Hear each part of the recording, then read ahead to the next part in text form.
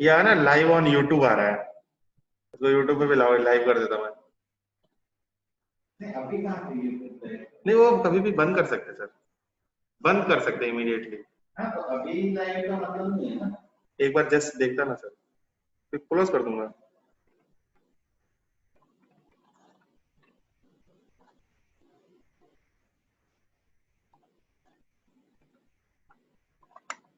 Screen full कर दो वहाँ पे। हाँ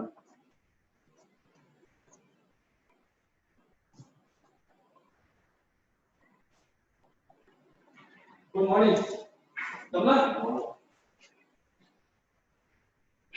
जमे क्या?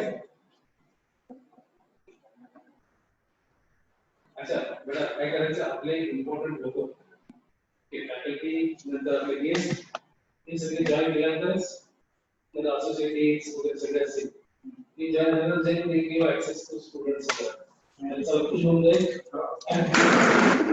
लोक वैसे ही करना है। किती कामची आहे 100 सर गुड मॉर्निंग। 100 त्यांना मोठी होची एक दोन अजून तिसरी आहे साफ केली नाही बस सिलेबस नाही सिलेबस बरोबर असतं मला सर मग ते कोणती आत्मकथा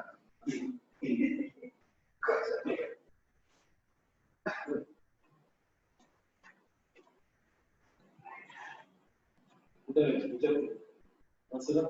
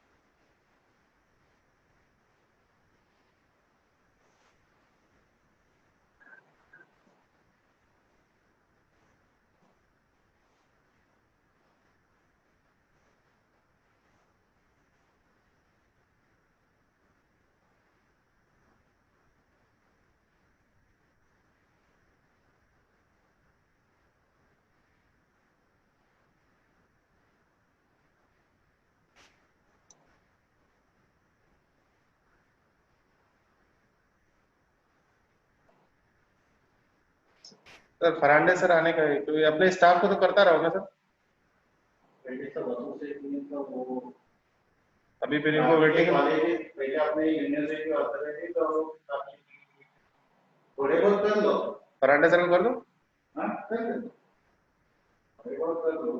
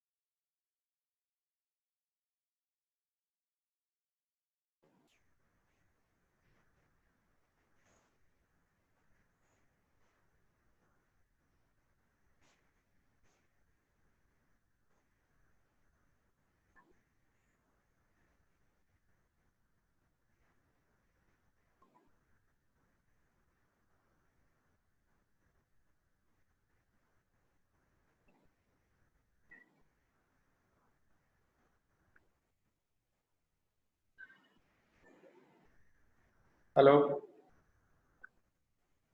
सही है सर।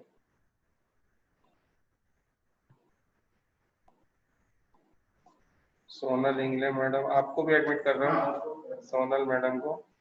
डॉक्टर डेविड टी सुन करके कोई है,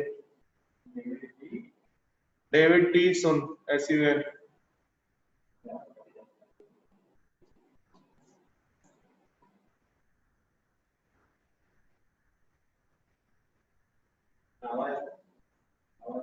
मैडम बोलो बोलो।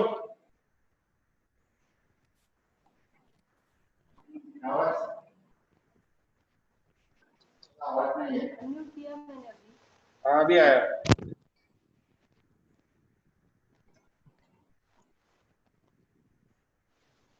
ठीक है, पूरा बैकग्राउंड।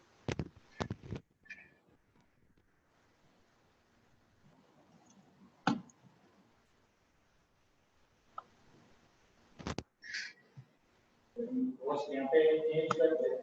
हाँ सर।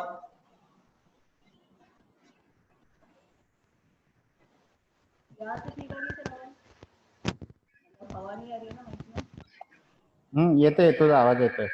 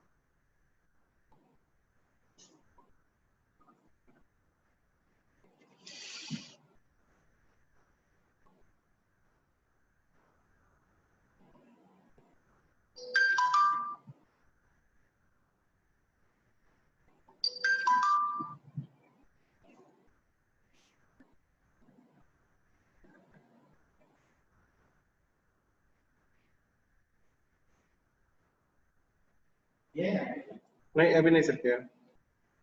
डॉक्टर AP शरीकर आ गए, HVC आ गए। डॉक्टर डेविड टी सुन कौन है sir?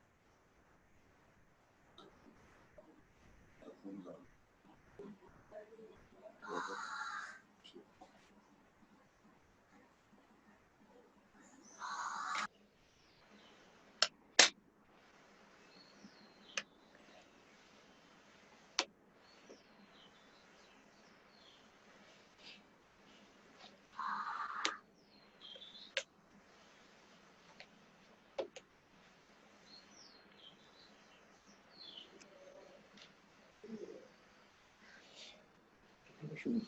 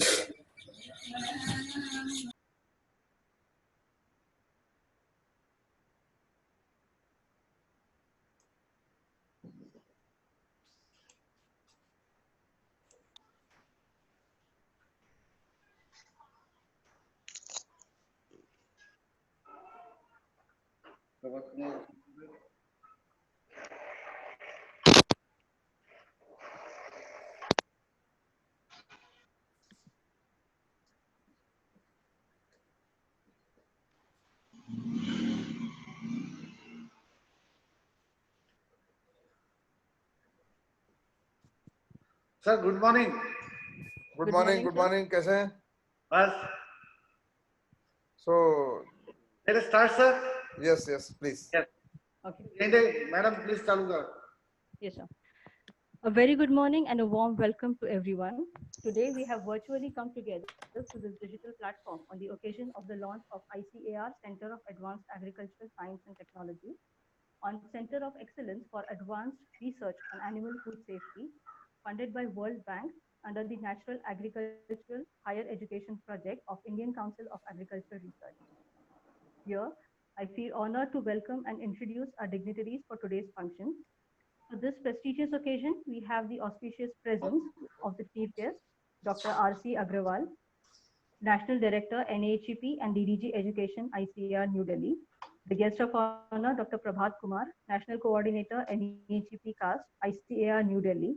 The chairman for today's function, Professor A.M. Patukar, sir, Honorable Vice Chancellor of Maharashtra Animal and Fishery Sciences University. We are also blessed by the auspicious presence of Dr. A.T. Sherikar, Founder, Honorable Vice Chancellor of MAFSU.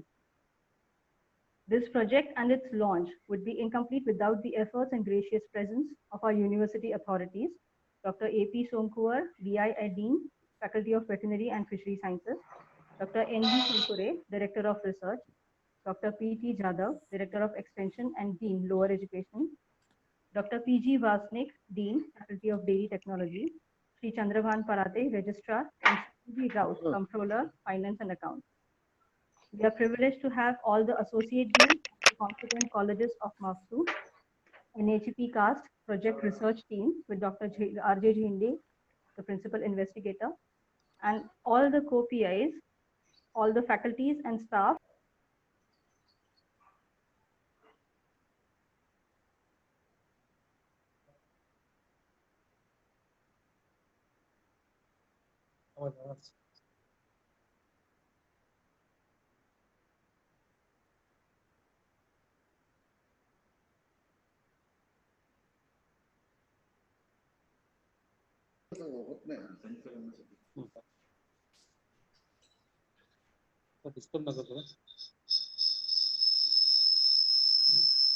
Dr. Jayante, good morning.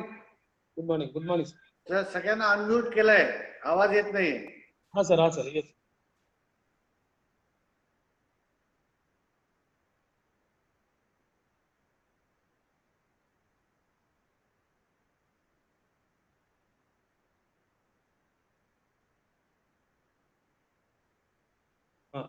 Hello Sonal आता येतो आवाज. हाँ आता येतो ठीक Sonal continue Yes, sir. I request Dr. N.V. Kurkure, sir, Director of Research, MAFSU, to deliver his welcome address.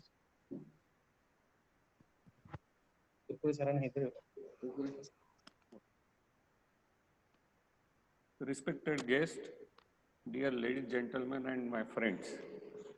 First of all, let me say how pleased I am to see so many of you gathered here for this launching cum workshop ceremony. Your presence here is a reflection of your interest in this launching program. Amongst us, there are high-level academics and ICR officials. I am convinced that the presence of all you will contribute a value to this morning discussions. I take this opportunity to welcome Chairman of today's program, Colonel Dr. Professor A.M. Paturkar, Honorable Vice Chancellor of MAFSU Nagpur. I feel privileged to extend my warm welcome to our chief guest, Dr. R.C. Agrawal, National Director, NAHEP and DDG Education ICR, He is renowned scientist, educationist, and philanthropist. I am especially thankful to you, sir, when we approached to you with an invitation card, of course by email, and requested to grace today's morning as a chief guest. You didn't hesitate to accept this looking up to the program. Thank you very much, sir, for this acceptance. I heartily welcome our guest of honor, Dr. Prabhat Kumar, National Director, National Coordinator, CAST NAHEP ICR New Delhi, for your prestigious moment sharing with us when we are celebrating the launching program of NAHEP-CAAST adopted at our university. I am pleased to welcome Dr. A.T. Sherikar, sir, who is our first Vice Chancellor of our university, and other university officers, Dr. A.P. Somkuvar, Dr. P.T. Jadhav, Dr. P.G. Vasnik, Mr. Parate, Registrar, and Mr. Raut, Comptroller MAFSU, Dr. Ranade sir, Associate Dean, Mumbai Veterinary College, and all Associate Deans of the constituent colleges of MAFSU, Nagpur, for attending this launching cum workshop program. These officers have constantly extended their support and love to all prospects of this program. For this workshop, we have with us 3 speakers whom I have no hesitation in describing as exceptional in their field. It's our honor and honor to me in welcoming you all. Dr. Bhushan Jairao, Penn State University, USA. Dr. Kiran Bhilegavkar, Principal Scientist, IVRI, Jitnagar, and our Honorable Executive Member. Dr. Vijay Pal Singh, Joint Director, FSSI, New Delhi. The issues to be discussed in the morning in workshop are global food security, safety regulations in India, and antimicrobial resistance. These are of immense importance in general and very particular for this project. They are very, very important. It's a matter of happiness to welcome all invitees, academic staff, students, non-teaching staff who are attending this launching cum workshop program. Please allow me to thank organizer who has given me a chance to welcome the dignitaries. I have already spoken too long. So without further ado, I will give floor to my colleague, Dr. Sonal. Thank you for your attention. Thanks.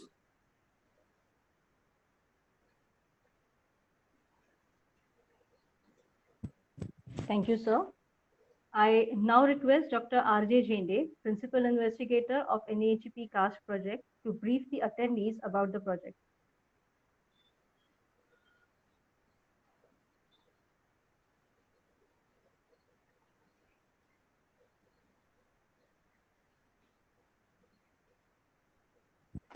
Dr. Jende, sir.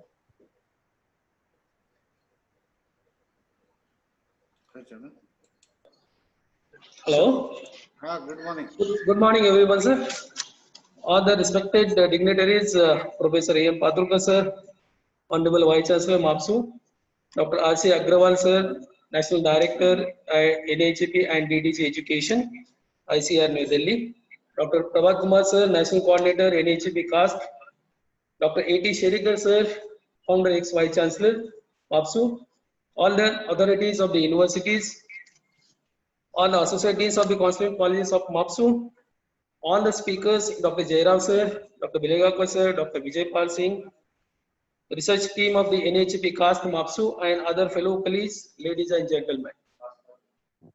I take this opportunity to make you all aware about the newly approved project by ICR to our university, that is NAHP-CAAST project on Center of Excellence for Advanced Research on Animal Food Safety. So the Indian ICR has granted this prestigious World Bank funded NAHP project under the subcomponent 1B, that is CAAST, that is Center of Advanced Agriculture Science and Technology, for the establishment of Center of Excellence for Advanced Research on Animal Food Safety to Maharashtra Animal and Fisheries Science University, Nagpur, Maharashtra State, with a total outlay of 1,805 lakhs in March 2020. Professor M. Patrulkar sir, Honorable Vice Chancellor MAFSU, being a man of food safety, is a driving force behind the researcher team of this project to plan and get project approved. Thus, my team of 9 co-PIs under the guidance of Dr. N.V. Kurkure sir, Director of Research, and Dr. A.P. Somko sir, Director of Instructions and Dean Faculty of Veterinary Science, and Dr. A.S. Ranade sir, Associate Dean, Mumbai Veterinary College, worked very hard for the development of this proposal on CAST thematic area, that is food safety and timely compliance to the ICR for getting project approved. So I, on my behalf and behalf of University and the Mumbai Veterinary College, I thank ICR authorities for sanctioning such a prestigious project for our university. So this project is sanctioned with the objectives. Number one is to upgrade the existing NABL accredited lab, that is Western Region Referral Laboratory for meat and meat products, which is available in the Department of VPH, Mumbai Veterinary College, to the state of art, that is Center of Excellence for the Advanced Research on Animal Food Safety. So under this objective, the modern research facilities will be developed at WRRL Mumbai to conduct the high quality research, advanced research by the faculties and the students of our university. Second objective is to develop, standardize and validate protocols, SOPs on the advanced techniques and to provide generated data to the government food legislative agencies for setting up the MRL values standards for the animal origin food as per the international code.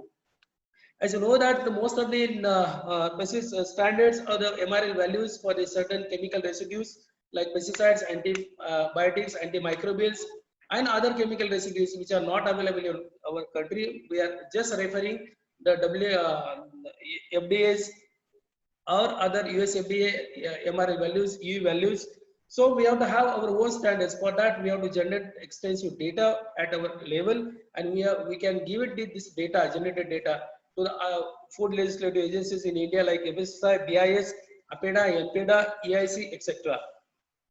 Third objective of this project is to conduct national and international capacity building training programs for the skill development of faculty, students, researchers, entrepreneurs, and farmers, etc. by national and international food safety experts.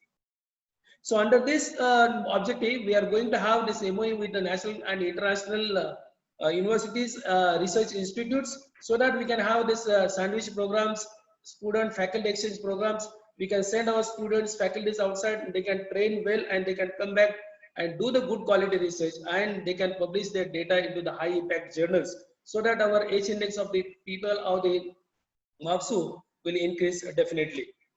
Number 4 objective is to establish collaborative partnership with the government agencies, international institutes, and the food processing industries to address the various food safety issues. So in this, targeted research collaborations will be done with the national and international centers of excellence to increase both faculty and the student productivity and the research quality and the relevance. The collaborations with the private sector and the industry also will be developed under this project, so that we can develop market-oriented programs and the industry-ready graduates.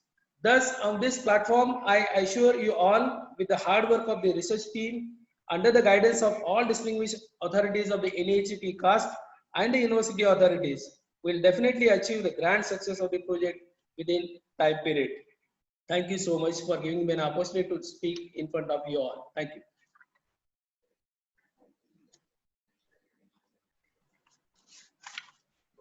Soon. I now take the privilege to request our guest of honor, Dr. Prabhat Kumar, National Coordinator, NAHP-CAAST, ICR, New Delhi, to brief and enlighten the gathering about the CAST program. Thank you very much.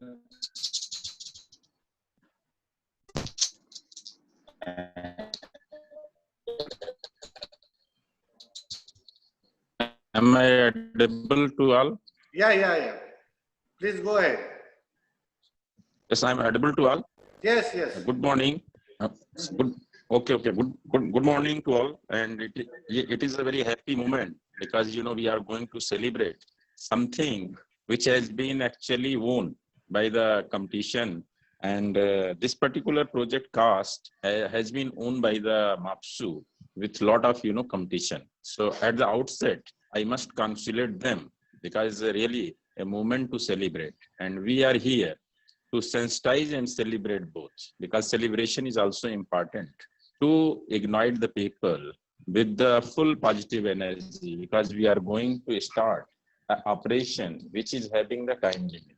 So at the outset, I congratulate the Honorable Vice Chancellor and the whole CAAST team, because I know they were trying for last one and a half year to win this particular project, and finally they won with their own merit.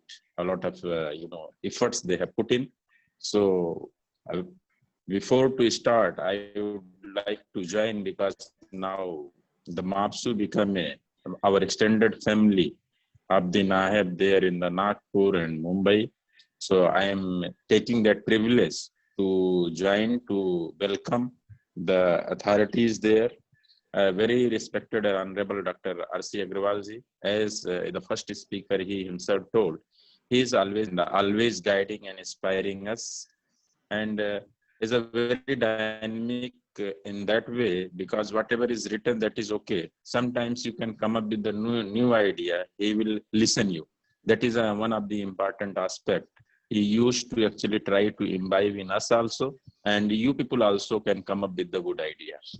Professor Patukar, so we have not met, but we had several times, on telephonic discourse. Really, Raksa, I appreciate you, because whenever I called you, immediately you have solved the problem. So with such a leader lying at the head of the, as a head of the family, I hope that the project will achieve the intended objectives, whatever are enshrined in that particular project. So the PI is very thankful with such a leader and the team. Then Dr. Kurkure, Dr. Ranade, Jadhav, and Rate, Registrar, I have seen the name, then Dr. Vasnik and Som Kumar. And more important, if the comptroller has joined, Sri D.B. Raoji, it is actually one man cannot do a big job. So basically, it is a very prestigious project. So I would like to invite the attention of comptroller, because we have signed a grant agreement. So I think the PI will talk to you, and Honorable Vice Chancellor might have, given you that particular grant agreement. So we have to follow the World Bank rule. So as you start following the World Bank rule, immediately the things will start rolling smoothly. So you are the custodian of the university purse. So you have to take care of this project. And I have just listened, ex-Vice Chancellor and former Vice Chancellor is sitting with us. It's really, I'm very thankful to the people, those who have invited them and respected the, eldest of the family, because you can take a lot of wisdom from him and the experiences he is possessing. So basically, it is an invaluable human capital if it is rich with the experience. So I am again welcoming him. And as it is told, this is basically a very prestigious, if you remember, Dr. Jende was there in the presentation. So Dr. Prashad was there. So he has just told, it's a good project, Dr. Saab. We have to see how much work they can do with the honesty. So it's not basically a research and paper. What we are expecting from this particular project, if you see the past, what EU has imposed. So basically at a world level, if you say what trade war, I can say with Kasan is going on. So scientifically, how we can actually fight that particular, war, because I have been in the Europe. So this MRL issue at that time, it was actually just came up. So they were talking about, they have reduced drastically the MRL level. So that's why they have rejected our Basmati and many products. So basically, we visited WTO at that time headquarters also. So a lot of discussion we have made. But finally, what I guessed and sense, it's all discussion, but without scientific validation. It is a worthless saying that this is a diplomacy or politics or whatever is there. But the science with the good data and validation, we can advocate our product there, and we can talk to them and make them at one platform so that they can agree with our export product there, and they can, why we should follow them, why not our scientists and the lot of human capital we are having, can we develop better MRL than them and with the scientific validation. So it was told by the Jende, experimentation, that is a very good, but after that we need a validation and converting it into a policy. And that policy, actually that legislative, agencies are there. So we have to involve them. I think I have seen Joint Director, Dr. Vijay Pal Singh, I think he is coming in the technical session. So again, I congratulate and thank you for calling a good people at this platform in the sensitization itself. So I was just asked to tell about the NAHEP-CAAST. So without taking too much time, because you see our honorable chief guest has to leave for the another meeting. So I will talk only 2-3 points of the NAHEP. So that's the people, those who are involved and those who are at the helm of the affair and the senior level, they can understand what NAHEP-CAAST actually intended for. So basically, say broadly, include to develop an enabling environment for scientific entrepreneurship. So basically, once you're writing, it's a big topic, I'm not going into detail what enabling environment of the entrepreneurship we can establish, but this project will give you as definitely to have such type of enabling environment. So in the last, we can see at least those students who are involved in the research, you are screening and going to put them into NAHEP. Can you have such type of, pro forma and tool in the better way by experience I'm sharing with you, so that you can just have that those people who are having some bent of mind to become a service provider. Basically, in the veterinary, it is in great demand. Even entrepreneurship development is not a difficult like others field. So that is one of our objective. And the second is a research, actually enhance research competency. So basically here the attribution of research competency is, it was already told by the PI, we are giving money to train our human capital there itself. So so that we can make them word at par. So after becoming a scientist of at par and par excellence, they can actually then bring externally funded project in continuation to that, and a high impact paper they can publish, and simultaneously the other product is a commercialization of technology. So that is a one. These are the actually indicator of our CAAST, and in the center of the CAAST, the PG student centric. This is a particular project, and a student and faculty cannot be delineated because they are the gurus. And for gurus upgradation, we have given this international training there, so that they can acquire at a good, technology, knowledge, whatever is happening at world level, they can abreast them with the new development, so that they can teach our, students in a better way, they can guide in the better way. And the connect they are developing with the another lab. So that is another one, PDF, postdoctoral fellowship, how many you are going to, empower your student at MSc and PhD level, so they can go for the SRF and PDF. That is another one indicator. And another patent, copyright, these are the inbuilt there. So commercialization of technology, and overall what we are actually investing in, that is a knowledge for knowledge and skill and employability. If you see, this is a KSE, that is one of this is a key, knowledge and skill and employability. These are all linked. I'm not going into detail. Time is limiting because our speakers are there. Honorable Vice Chancellor is there. He will speak. So what I'm expecting, basically these indicator, the PI should continuously discuss with his team and apprise the Honorable Vice Chancellor, so that he can see in the given framework whether my activities or the inputs you are pouring in leading towards the already intended output, because we have fixed the output and the outcome. So whatever activities you are doing, you have to be vigilant yourself and see after 1 month, 2 months, 3 months, what is happening, whether the intended changes are happening or not. That is very important in this project. And second very important project, what we have learned from this PIU with our previous project, timeline, that is another one important.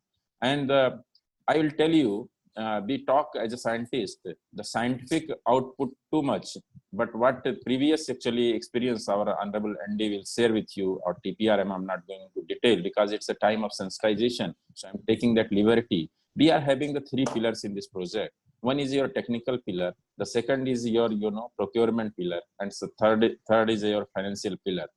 You have to keep the height of the all pillars same. What we have observed in the past, technical pillar is very high and the procurement and financial pillars are very dark, So that brought a lot of, problem to us when we were putting this project before the World Bank. And detail, our Honorable ND will tell you how we have saved this project 3 days back. So it's a good time we are celebrating and inaugurating this project. And with a lot of, wisdom you will get from our Honorable ND. He will tell you this actually in a pandemic and the COVID time, how the World Bank is looking at different projects and government of India. So my humble request to the PI is that immediately make a procurement plan, and every day you have to see whether my particular intended vehicles are rolling or not.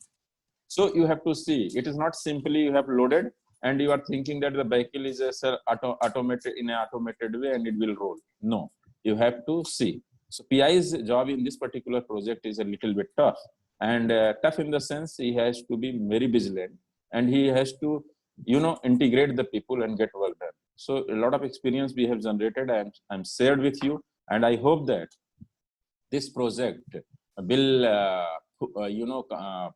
come up with a lot of achievement. And during the sanction, we had a lot of expectation. Still, we are having the expectation. And with such a leadership, it will be achieved. Once again, I congratulate MAFSU for winning this project, and wish the particular whole team should achieve the intended objective. And thank you very much, whole, PIU and Honorable Vice Chancellor of the MAFSU for giving this opportunity to share my, experiences of this cause, what I learned from the past. So today I shared it, and I think this will work as a, one of the advices to achieve the intended objective. Thank you very much once again. Thank you. Thank you, sir, for your wishes and precious guidance. I now take the pleasure to request our chief guest, Dr. R.C. Agrawal, sir, National Director, NAHP and DDG Education, ICR New Delhi, to launch the program and present an overview of NAHP. Thank you, Madam. Honorable Vice Chancellor of MAFSU, Dr. Patukar, the ex-Vice Chancellor, Dr. Sharikar, Dr. Kurkure, the Director Research, Dr. Jhande, who is the PI for this project, Dr. Ranade, all the esteemed dignitaries who are present today in this inaugural function. My colleague, Dr. Pravat Kumar from the headquarters, and all dear participants. It's a really matter of great moment for all of us that in this difficult time we are able to meet through the technological intervention. And now this technological intervention has really been adopted by all of us. We all are very comfortable with this technology now. So the same kind of change as Dr. Pravat has told, now we are expecting through this NAHEP project also, that whatever new change we are going to bring through this, that also has to be accepted by the students, has to be accepted by our education environment. So as it is known in this project that we have to bring more relevant education for the students. So we have to make efforts that how to bring more relevant education, whether it is through introducing new courses, or whether it is through some skill development programs, whatever you can have as per the project documents. So ultimately our aim is to give the students best of the best teaching skills, to provide the best platform to the students, so that ultimately the students can have their own entrepreneurs. They can become good entrepreneurs, and they can have their own business. They become more job providers than the job seekers, and they can contribute into the national development programs. So that is really a very prestigious goal, and we have very important objectives under this project, as narrated by Dr. Prabhat Kumar. Friends, as my colleague was saying, national coordinator, let me just tell you few requests, some expectations. The first one is that it's a competitive program. It's a competitive project, so it's nothing like that you just applied and you got it. So you have passed through many stages. So having got this project, in the same way, you have to make efforts to execute this project also.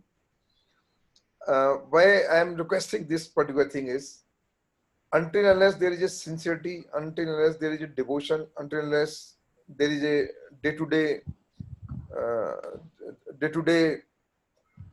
review, we are not able to achieve the targets in time.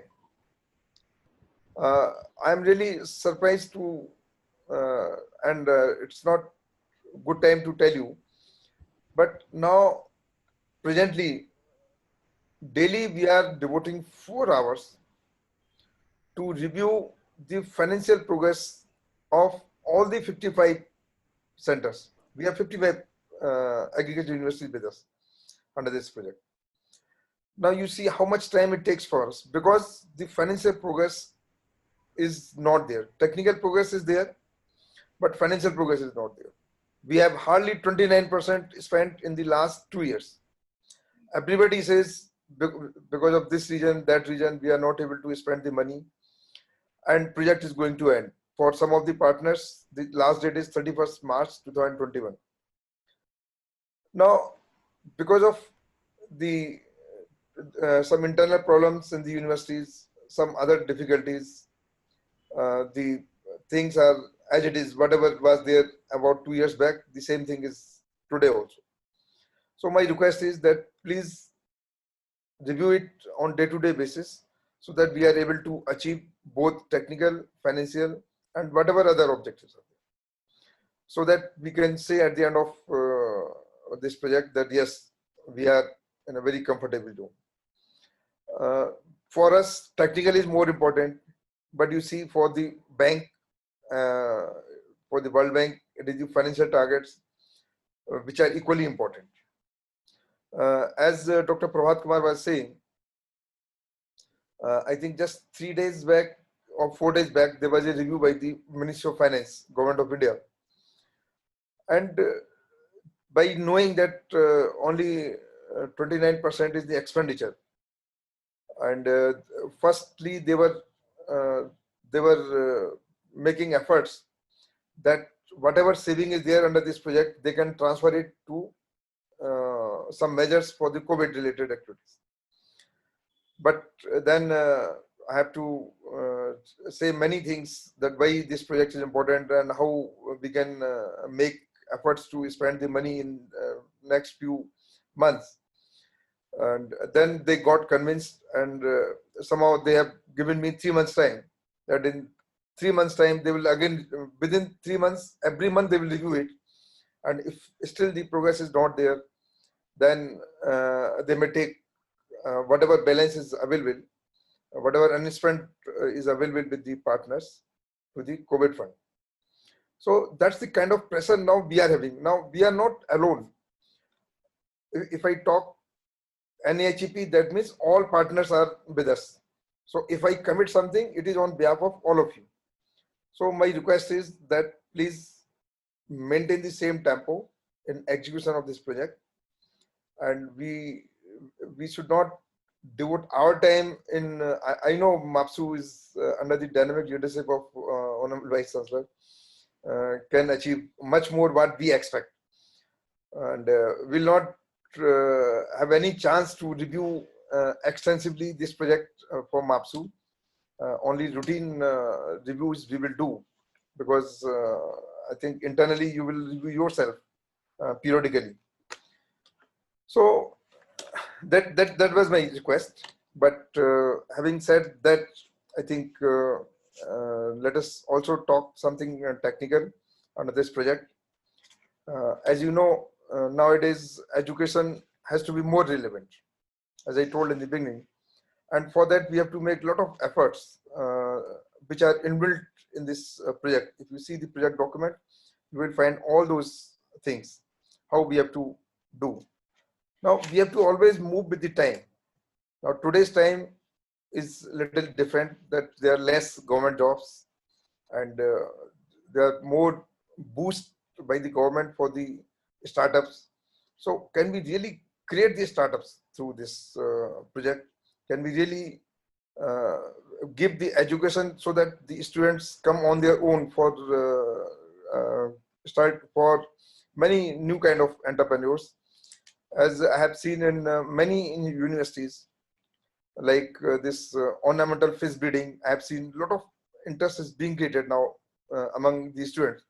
Even after UG, I found students are not pursuing PG program. After UG, they are taking loan from the NABARD, they are taking loan from the startups schemes, and opening their own business startups for this particular thing. So similarly, there are many success stories under this project, which you can find out. So similarly, I want to have such kind of success stories under this MAFSU CAAST. So once we say CAAST, it's a Center of Advanced Agriculture Technologies. So you should really become the Center of Advance. So when we talk for anything related to animal food safety, the name should come after this project is executed only for MAFSU, that yes, MAFSU is the now Center of Excellence, is the Center of Advanced Agriculture Technology. So we should approach. So that kind of facility, that kind of now manpower has to be created by MAFSU under this project. I think money is sufficient, whatever we have given. But you see, we have new kind of, because of this COVID, new kind of opportunities and new kind of challenges. And personally, I feel that after this COVID, I think we have more opportunities than the challenges. So of course, challenges are there, but I think we should take it positively and say that, okay, now let us search for, like today, we are talking, this is opportunity, we are talking through virtual. Otherwise, I could have wasted my time in coming to your university. We could have wasted a lot of government money in coming there. But this is an opportunity that we have shifted towards the virtual mode. So similarly, we have to see more and more opportunities through this, after this COVID period, and find out the ways how now we can train these students. Like there are many programs inbuilt in this project for sending these students abroad. But I don't think that in the next few months, maybe 7-8 months, any parent will be ready to send their child to any other country, or any faculty will be able to go to any university for getting training. So you have to find the ways that how best you can collaborate in a virtual mode, get the training for your students, get the training for your staff. We should not wait that, okay, let this situation normalize and then only we have to move. So you find out the new opportunities through this, and then those opportunities kindly built into your system even for the future. Whenever some kind of difficult situation arises, then you have this kind of preparedness through this project. So I think we have good opportunities through this project, and I am sure that you will come out with a successful model after this project. And there are, if you talk about our staff, I think we are available 24/7. Whenever you have any kind of difficulty, you please approach us. And we are always open for new ideas. Whatever you feel like if you are coming out with new ideas for training of the students, you send us the proposal that, okay, this is the university through which we want to have this online courses. We want to give some credit benefit to the students, or we want to have evening classes or the full-time classes, whatever way it is convenient to you. So from our side, there is no problem. We can look into, examine it, and communicate to you. But our ultimate goal is that please, like Bhagavad Gita, if you read it 10 times, you get 10 new ideas. So this project also, project document which has been approved, if you go through more and more, you will find out, okay, so how you have to execute in the better way, how you have to complete this project. So that all please keep in mind. And with that, I again congratulate each one of you, and especially the NAHEP team under the leadership of Honorable Vice Chancellor, that they have got this project and they have launched successfully today. And I think together we will achieve more. So we are always with you. You just move ahead. We are there to support whatever way you want from us for the benefit of the students, for the benefit of the faculty, and ultimately for the benefit of the country as a whole. So thank you all once again for this business hearing and for giving us this opportunity. Thank you, Dr.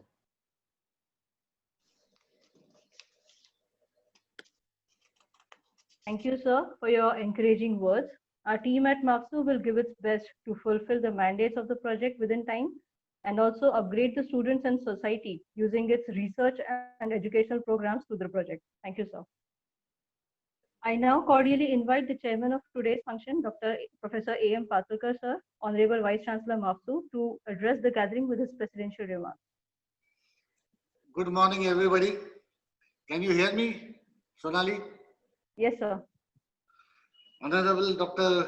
R.C. Agrawal, sir, National Coordinator, National Director and DDG ICAR, Honorable Dr. A.T. Sherikar, ex-Vice Chancellor, MAFSU, National Coordinator, Dr. Prabhat Kumar, NAHEP-CAAST, Dr. Bhushan Jayarao, my teacher from USA, my colleagues, Dr. Bhilegavkar, Dr. Karkare, all the team of MAFSU, Director of Research, Director of Extension, Dean DI, all the associate deans, principal investigator of NAHEP, all the co-principal investigator and supporting staff, ladies and gentlemen. First of all, I must thank Honorable DG ICR, Sri Mahapatra ji, for giving this opportunity to MAFSU and selected this center for advances in research for animal food safety, animal origin foods. I also thank Dr. R.C. Agrawal sir and Dr. Prabhat Kumar for showing a faith in us. And sir, I can tell you that MAFSU is the youngest university amongst veterinary, but the largest in India. On the footpath shown by our the old Honorable Vice Chancellor, Dr. A.T. Sherikar sir, Dr. Bhushan Jayarao, Dr. Karkare, we are going ahead, especially Department of Veterinary Public Health, Mumbai Veterinary College, to set up that center as a center of excellence, which was the dream of my philosopher, my guide, Honorable Dr. A.T. Sherikar sir. I think his dream has come to fulfill through all the students from MAFSU. Having the infrastructure and building the infrastructure does not solve the problem. Being the global leader, we are also importing foods, we are also exporting animal origin foods.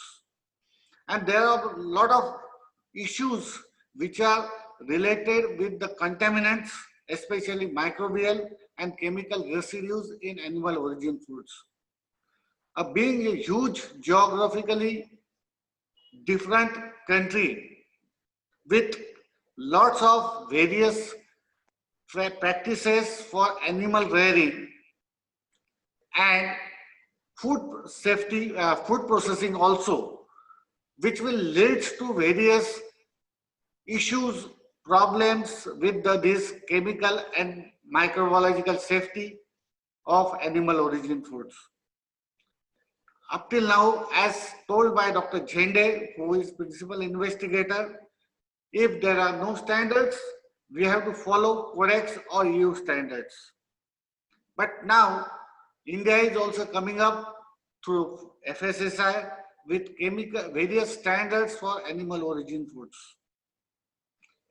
As stated by Dr. Prabhat Kumarji, sir, I will give you assurance that this the project will be implemented very smoothly within time with all the 3 parameters which is told by you.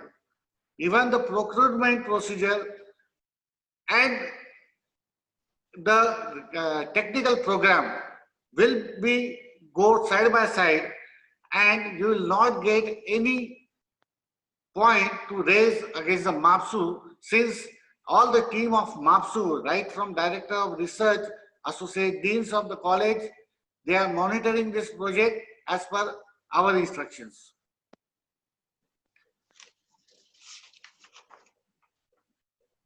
This project will definitely strengthen the MAFSU, its faculty and the students, and will increase the capacity building in the MAFSU as well as to attract the talent towards the MAFSU by giving the opportunities, skill development, training to the students, farmers and the stakeholders.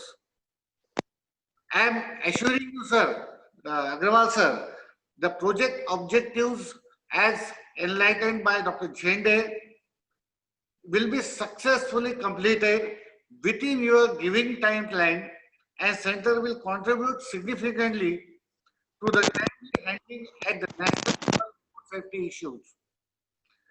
Capacity building of the students, faculties, industry personnel, farmers and other stakeholders.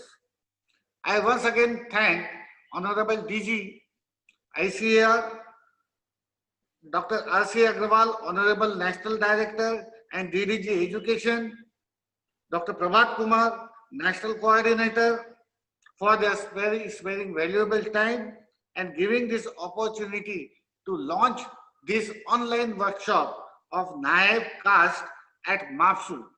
And my best wishes to all my team, right from Director of Research and Principal Investigator, Associate Dean of Mumbai Veterinary College, for successful implementation of technical and financial targets of this project.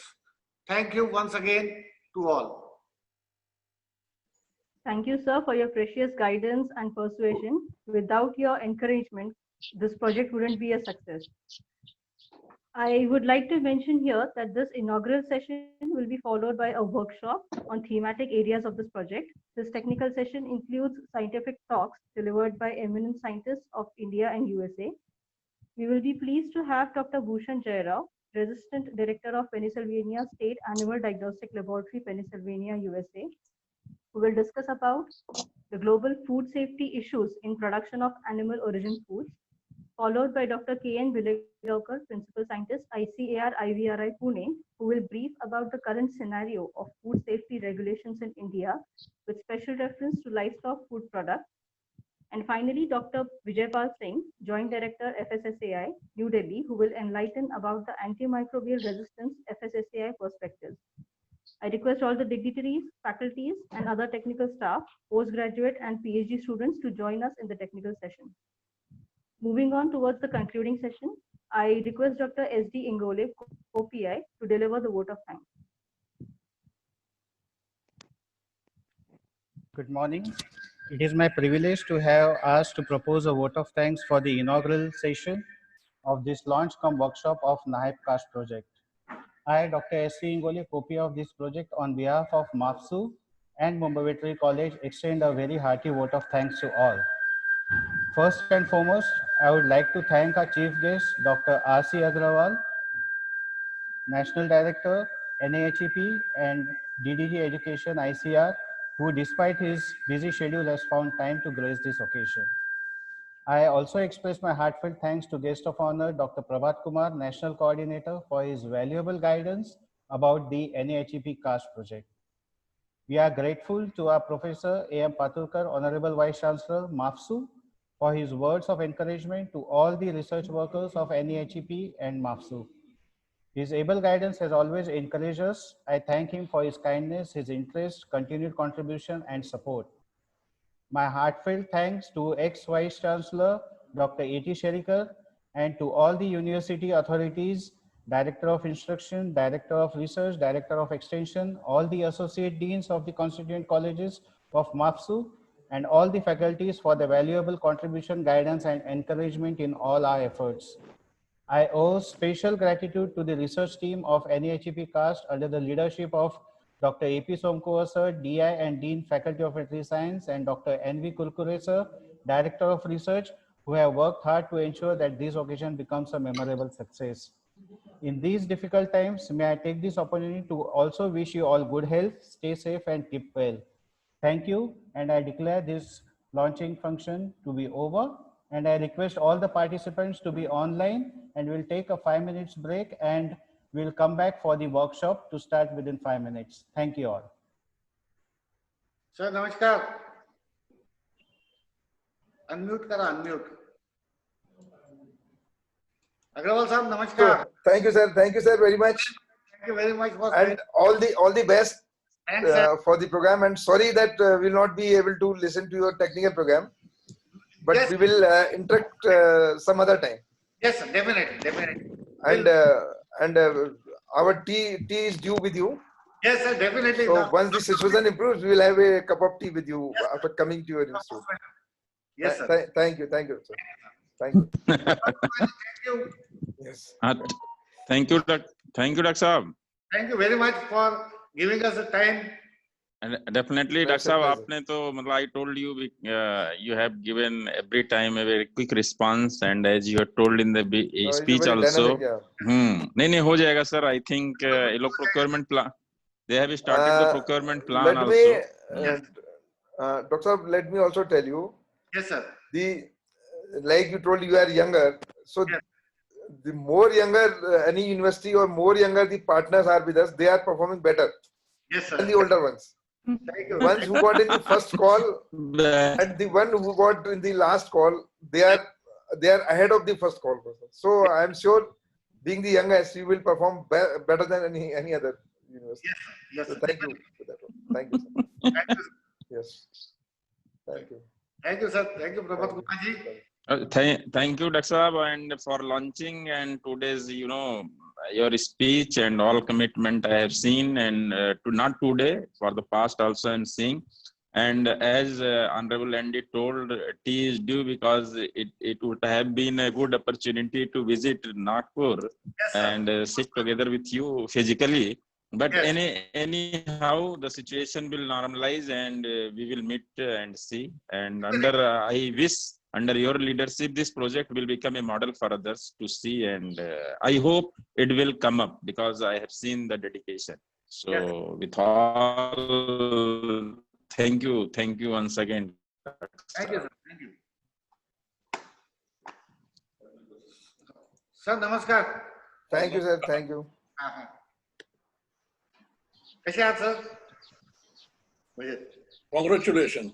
Thank you, sir. It's dream come true for our department. Very good. एक स्वप्न होतं की advance research एक excellence centre व्हायला पाहिजे. And it is under your guidance we are coming up. It is the collective work of all the. See, we have been working on this project for last 50 years or so. Yes, yes. 75 onwards. Yes. It's quite good. And really, I'm very happy that we actually we wanted to have a mini center of excellences in our university. Right, sir. But the dream has really come true, and it has started from my own department. I am very much proud of all my students, including yourself, Dr. Bhushan Jairao and Jende. Really happy. Congratulations to all of you. Yes. Thank you, Dr. Sir. I'm also joining to welcome you. And really, now once I heard that the founder vice chancellor is here, it is actually in our sanskara. If we are calling our elders, always we will get something. Because you people become a grown-up tree. So only fruit we can expect from you. So I hope that under your leadership and whenever your experiences will be required, we will sit together. And I think I'll take this privilege to ask Jende, Dr. Jende, keep on taking the help from the Daksa, because he had in his mind, and today the dream has come true. So I think with the full zeal and energy, he will support us. And you take this. This is actually we are blessed. We are having such a senior with us. And if you see whatever you have dreamt, it is coming true. It is the happiest moment for the human being. So thank you, Dr. Sir. Welcome you. And I think in technical session you are chairing. So I'm now taking lead. Yes, so that's why I jumped into. And because I have to go for another meeting, as our Andy told, it's a rigorous meeting, 3 hours, we will be on the virtual platform. So thank you, Dr. Sir, Honorable Vice Chancellor, thank you, and I'm leaving. And next time I will attend definitely whole program. Thank you. Thank you. Thank you. Thank you.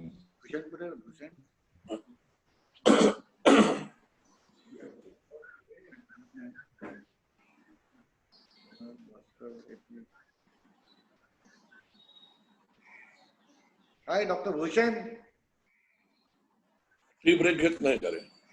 Right here. Good morning, everyone. How are you? Bhushan has come. Yes, I'm right here. How are you, Dr. Bhushan? I'm doing good, sir. Good to see you. Very nice. Yeah. Okay, I think very good morning, everybody, and it's time for me to start the technical session. First of all, I would like to welcome all the dignitaries for the technical session.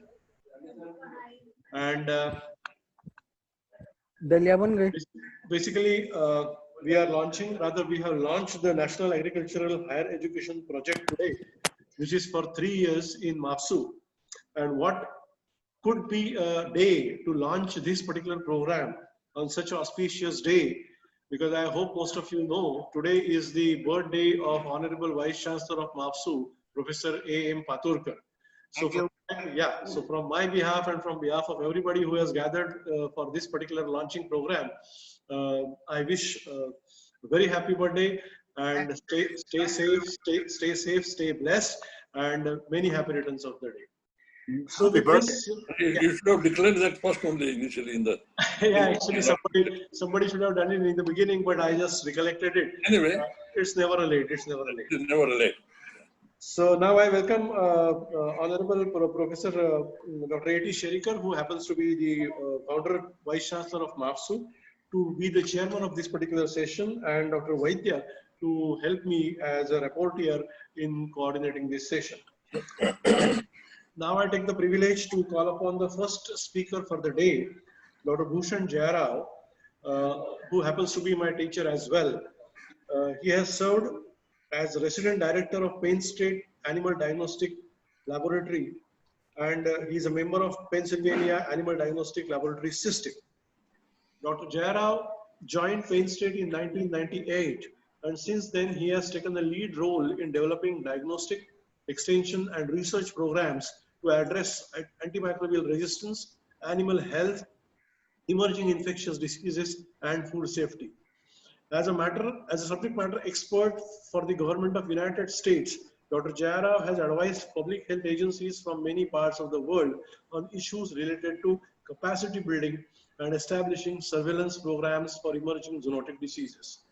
Dr. Jayarao so far has obtained the grants worth $49.8 million and has served as consultant advisor to many colleges of veterinary medicine and diagnostic laboratories in Africa, Eastern Europe, and Southeast Asia. When Dr. Jayarav is not doing science, he is involved in yoga, he is a yoga teacher, enjoys cooking and doing woodwork and going on bike trails. We are proud to have Dr. Jayarav today, an alumni of Bombay Veterinary College, and today he will be talking on a global food safety issue in production of animal origin foods. Dr. Jayarav, please. I do understand it's odd hours over there in US. So after your half an hour talk, if you want to retire, you can just indicate like that. So whatever questions are there for you would be taken up in the beginning and then you can retire. And if you could stay back, we'll be more happy. Thank you very much. Wonderful. Dr. Jayarav, the stage is yours, please. Thank you, Dr. Ranade, for that very kind introduction. I have one quick request. Can you give me access to share my screen? Yeah. So that I can put up my slides. Yeah, yeah.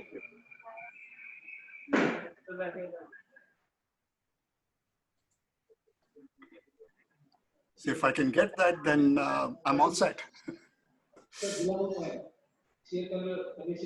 Yeah, we are given the access. You can start sharing the slides. Okay, wonderful. Yeah.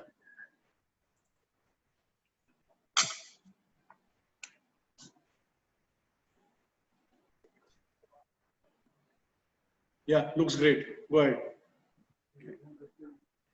Okay, good morning, everyone. And thank you very much for this unique opportunity to be a part of this significant occasion, inaugurating the start of the Food Safety Center in Mumbai Veterinary College.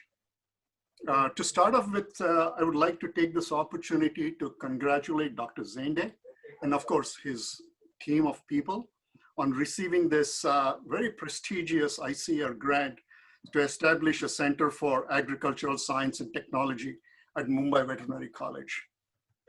As for me personally, this is an honor to be a part of this workshop, and it's for several reasons.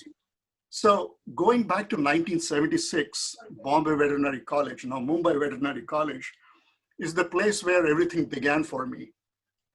And on my graduation in 1980, I was welcomed by the Food Hygiene Department and under the mentorship of Dr. Koth and Dr. Sherry, who is very much right here with us. And of course, some fantastic teachers in the process allowed me to pursue a career in public health. And during these formative years, I had an amazing opportunity to work with a bunch of, I would say the word radicals. That includes Dr. Pillai, Dr. Karkare, Dr. Kulkarnis. There were two Kulkarnis with us. And of course, not to forget the current Vice Chancellor, Dr. Paturkar. And all of us in that particular cohort or that particular group felt we were invincible and we could take on any problem and solve it in a matter of few days. And I think we still have the same attitude and the gusto in us. It may be almost 40 years since I graduated from vet school, but we still maintain the same process of that enthusiasm to get things done. So for today's workshop, Dr. Zende has asked me to share my views on global food safety. And I will honor his request and do my best to share my thoughts on this topic. So to begin with, we all agree that food safety and agri-security is a global issue. Okay? And in order to protect and assure the health of our global citizens, we'll not only have to make strenuous efforts to protect the food we produce and process, but also very much be involved in the process of monitoring and assisting the rest of the world to adopt practices that ensure safe food production. In other words, we are all in this together. We just can't be isolated. If you're global, we are in this together. So the next big question that you will be asking me is, how the hell do we do this? How can we accomplish this? Okay. So for that, let me go back in time. So let's quickly recap as to what were the transforming events of the past that has now led us to the current situation related to food safety. So when we go back to the early 1990s, those of us who were involved in food safety and were involved in assuring food safety, we received our first wake-up call. And this wake-up call was due to the occurrence of multi-drug resistant salmonella and the occurrence of E. coli, Escherichia coli O157 in beef. This was the first wake-up call. And this particular process resulted in us all getting together to address these issues. And in order to address these issues, we came up with what we call as quality. Now, in order to address this quality assurance programs, these are largely focused on domestic business. Is somebody talking here? Should I stop? Dr. Jende, please mute everybody other than Dr. Jayarao. Thank you, Dr. Pathukar. Okay, so with that, what happened later on, a decade later, almost a decade later, we got our second wake-up call following the outbreak of foot-and-mouth disease in Britain. And now we were faced not only with addressing the domestic diseases, but also the likelihood of foreign diseases coming into our country. Okay, so it was foot-and-mouth disease. The United States had the last case of foot-and-mouth disease was in 1929. And in 2001 and 2002, we were virtually sweating bullets trying to say, how the hell do we prevent foot-and-mouth disease coming into the United States? So our concern kind of quickly expanded from domestic diseases to foreign diseases. And just that was not the right timing. We were then hit upon us with 9/11, followed by the outbreak of bovine spongiform encephalopathy in Canada and later on in the US and Europe, actually caused us to look into the third wake-up call. Now here, we were not only faced with domestic diseases, foreign diseases, but also we were kind of pushed into the forefront to address human health and also protect the food supply. What would happen if there would be a terroristic event and our food supplies were diminished? How would we address all of these four different aspects in one particular process? And what we did was we came up with biosecurity. How do we biosecure our farms? How do we biosecure our processing plants? How do we biosecure our food supply chains right till from the farm to the fork? How do we lock down and do monitoring of the different systems so that we protect ourselves from domestic diseases, foreign animal diseases, saving human lives, and of course, ensuring that we have a safe food supply? Well, that was not enough. Our fourth wake-up call came sometime around 2005 when we had the H5N1 outbreak in Southeast Asia, and which became almost global, not pandemic, but almost global. And again, we started scrambling, trying to come up with plans, develop national programs, international programs. And at that point in time, we called it as public health security. Well, that was not enough. 15 years later, we are now faced with one of the biggest challenges that humankind has faced in the last 100 years. I would say after 1918, after 1918, this is one of the biggest challenges we have faced. And when we look at some of the health experts, when we listen to some of the health experts, when we talk to some of the think tanks, they are all now coming around with the concept of saying, yes, our approach should be not public health security, not biosecurity, not quality assurance programs, but it's One Health. We should be embracing the environment, we should be embracing the animals, we should be embracing the humans, and trying to understand the interconnectedness between the three different areas and how to address the emergence of new diseases. So with that, let's kind of move on and talk about some of the facts that we need to address. So let us first organize our ideas in a logical way that will allow us to comprehend the issues of global food safety. We all have to agree upon that the focus is the consumers. So there is an increase in global population, and we have no way of stopping it. There is going to be an increase in demand for food. And more importantly, we are going to see an increase in the number of educated and empowered consumers. And to top it off, we have an improved global communication within the way we are connecting here. So improved global communications has shortened distances like no other times.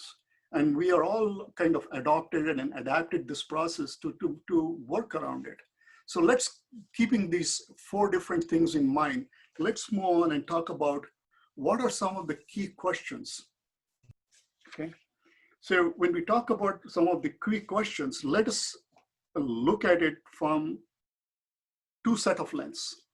The first set of lens is those that are food producers and processors. The second set of lens is those that are involved in addressing food safety and food security experts. Okay, so if you're a food producer and a food processor, what are some of the basic relevant questions that you will be asking? The first question is, how many consumers are there? Okay, and where and how are these consumers coming? Where do they come from? Who are these consumers? What are the kind of consumers, and why focus on them? Okay, so that's the person. I'm growing broilers. For me, it's very important to know who is my consumer and where are they coming from? Who are them? What is the level of education? What is the level of expertise? What is the level of understanding food quality? And why focus on them? Okay. The next aspect is we all of us who are in the field of food safety, we then start asking another set of questions. How do we ensure food safety? When and where will these risks emerge? And who is likely to contribute towards this risk? Who is going to be responsible for introducing this risk, or where intentionally or unintentionally? And what kind of food, and why focus on them? Okay. So when we ask these basic epidemiologic questions, how, when, where, who, what, and why, using 2 different set of lens, we should be able to distill down and come back and say, yes, we have now a rationale to move forward to address some of the questions. So let's try and answer some of these questions in the next set of slides. So when we look at the consumers, as of today, the global population is around 7.5 to 7.7 billion.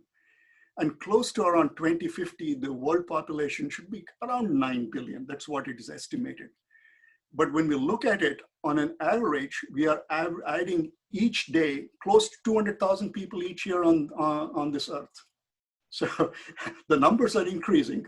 And so also is the likelihood of seeing more mouths to feed and more demand for food.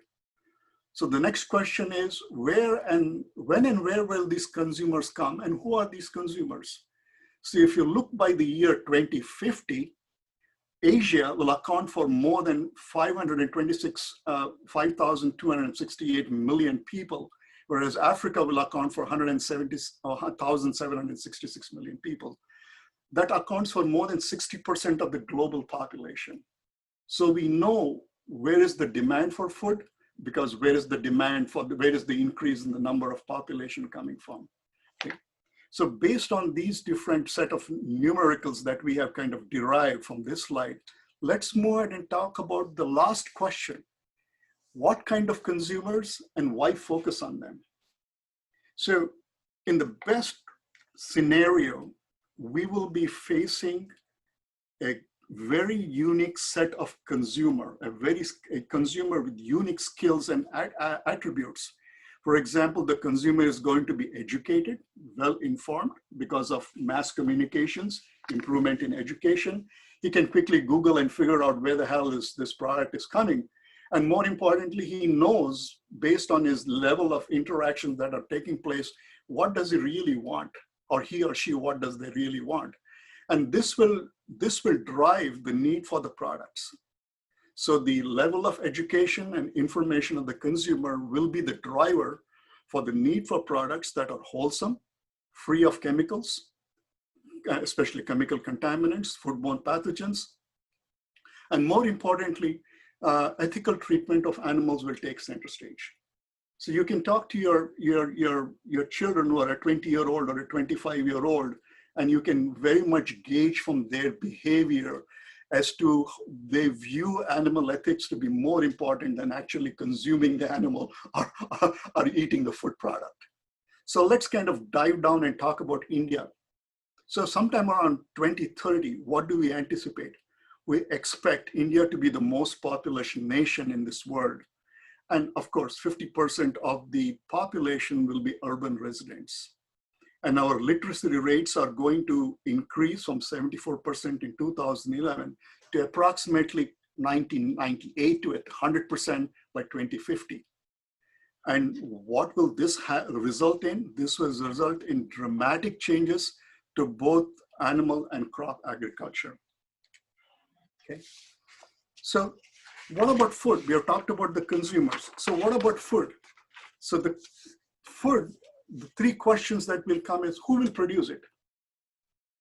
We are seeing more and more the trend where farmers and their families are no more willing to invest in running a dairy farm, running a poultry farm, or growing rice or growing wheat. They are more interested in moving to the city and taking up technical jobs. So the question is, who will produce this food? And where will this food be produced? And how will the food be produced? So these are some of the complexities that we can drive into the big picture and say, what is going to happen? So when we look back, again, historically, and talk about the changes of in agriculture in India. So those of us who were born and raised in India, we are blessed with two important revolutions that ushered India towards self-reliance in food production and the increasing to some extent the livelihood and the quality of over several million Indians over that time. So the first revolution, what we all agree, and of course, some of us who are in the 60+ age group can really kind of put their heads and eyes and ears together and say the first revolution, what we really know was the Green Revolution that resulted in sustained production of cereal crops, followed by the White Revolution, in which during the early 70s, that saw the emergence of dairy industry in India. And now we are in the midst of another revolution, and we're continuing that started in the 1990s, and that is called as the livestock revolution. Okay. So with that, I would now like to share with you a project that was taken by Delgado and Rosand to do some of the projections in terms of what would be the demand for meat and milk globally in terms of a time period looking at 1992, 1994 till 2020, right, as of today, let's say as of today. So when we look at meat in 1992 to 1994, over the time period by 2020, the demand for meat in the developed countries increased by only 0.6%. That's about 18 million metric tons of meat. Whereas when we look at the developing countries, including China, India, and Latin America, it's close to 100 million metric tons. And that accounted for close to 2.8% increase in meat. So when we look at these figures a little closer, the demand for meat in India in 1992, 1994 was about 4 million metric tons. And this has jumped to close to 8 million metric tons.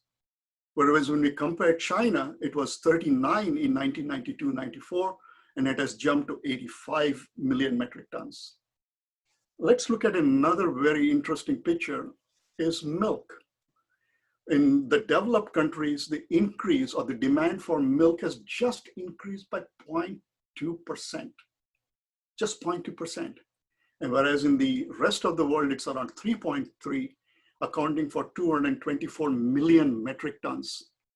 Something fascinating that really jumps out of these numbers here is when we look at India, India produced in 1992-1994, 52 million metric tons.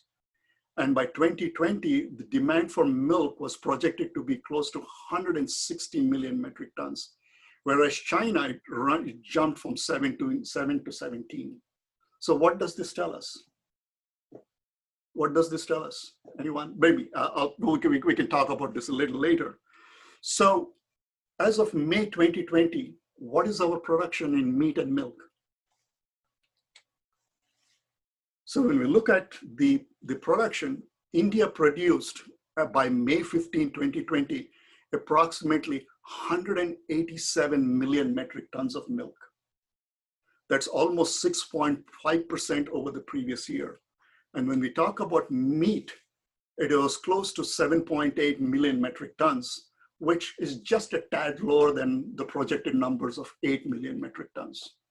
And of the list of the different types of meats that were produced, poultry accounted for close to 4 million metric tons, followed by buffalo 1.5, goat 1 million metric tons, sheep 0.6, and cattle 0.4. So this really shows there is a significant push and demand for products, meat products and milk in India. So what are some of the impacts? What are some of the impacts with the increase in production and the demand for food? Something that really came out from this study that was conducted by the International Food Policy Research Institute here in Washington, DC, something that really stands out is, that's the number one that I've highlighted in blue. It says production patterns will closely follow consumption patterns. That means if there is a demand for milk in India, milk will be produced in India and not in Australia and New Zealand and shipped to India. So this clearly shows a close interaction or a tandem effect. If there is demand, the production will take place, and the production will be in very close proximity to where the demand is. So this is a lot of telltale signs and tells how the economy of the country is going to shape. And more importantly, we will try and weave in the aspects of food safety a little later on. So when we talk about food animal production, we will have to optimize food production efficiency as it relates to the size and location of the operations. Well, we just can't put up a 10,000 cow dairy herd just because of the resources of the land, the availability of the feed, and more importantly, the need for genetics and the productivity related to the genetics. The next is we have to start competing for resources, competing for land, competing for water, competing for food, feed quality. And then finally, the nightmare that kindly emerges after producing so much milk and meat is, how do we address environmental impacts? How we dispose of animal waste or wastewater that result into environmental pollution.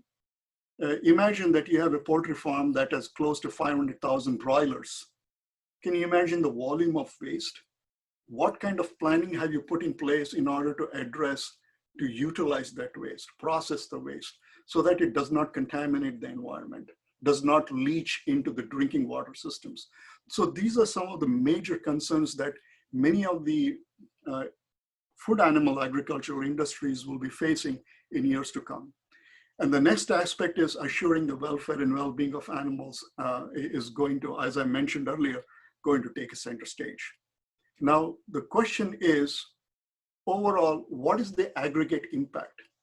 The aggregate impact on human health, the aggregate impact on livelihood, and the aggregate impact on the environment and public health. So these are some of the three things that will consistently emerge time to time. And these are some really complex issues that we will have to address at some point before we start investing our resources and making animal agriculture more sustainable over a period of time. So what do we look into the future? Looking into the future, there are 6 different things that really stand up. One is globalization. Globalization, import and export of food will only increase. It's a kind of a joke here in the US. If you go to a good restaurant and order a salad, and if there are 12 ingredients in your salad, probably 10 of them are coming from 10 different countries. So you can see just the salad as an example to tell you how complex is the food that's going that you're going to be consuming right in front of you. Okay, so globalization has already taken place, and in fact, globalization will increase over time. Now that will bring in the next level of complexity is how do we secure the food? How do we make the food more safe? And how do we address food defense related issues? Another aspect is capacity building. Yes, we are producing a lot of food, but how do we safely process them? How do we distribute them? How do we utilize the byproducts? And more importantly, how do we survey for different diseases over a period of time? Okay, so where are we today?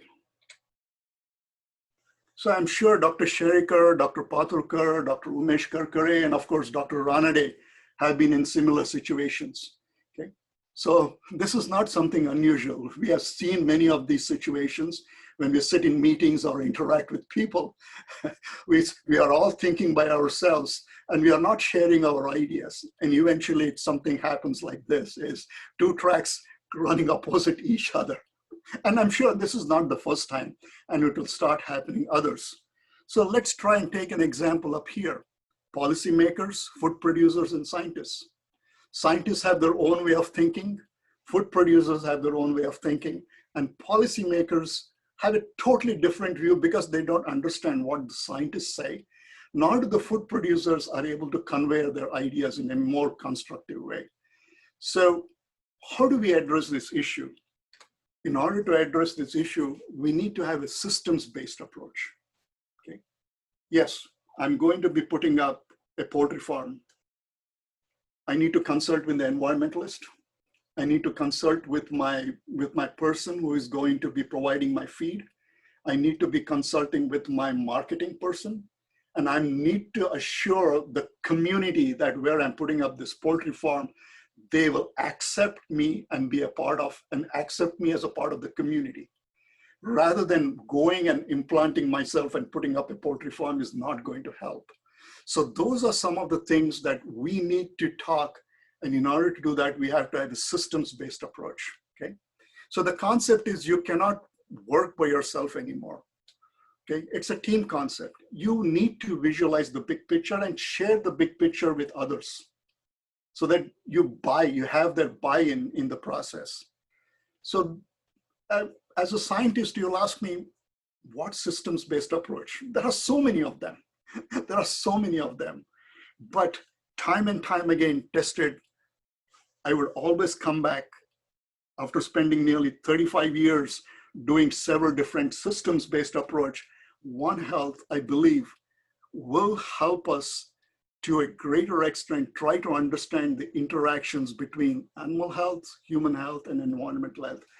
We just can't work in isolation. Just talk about animal health and forget about human health and the environment health. We need to be talking inclusively at all of these three aspects at the same time, okay? So for the ecological basis of disease, I've given you three examples here.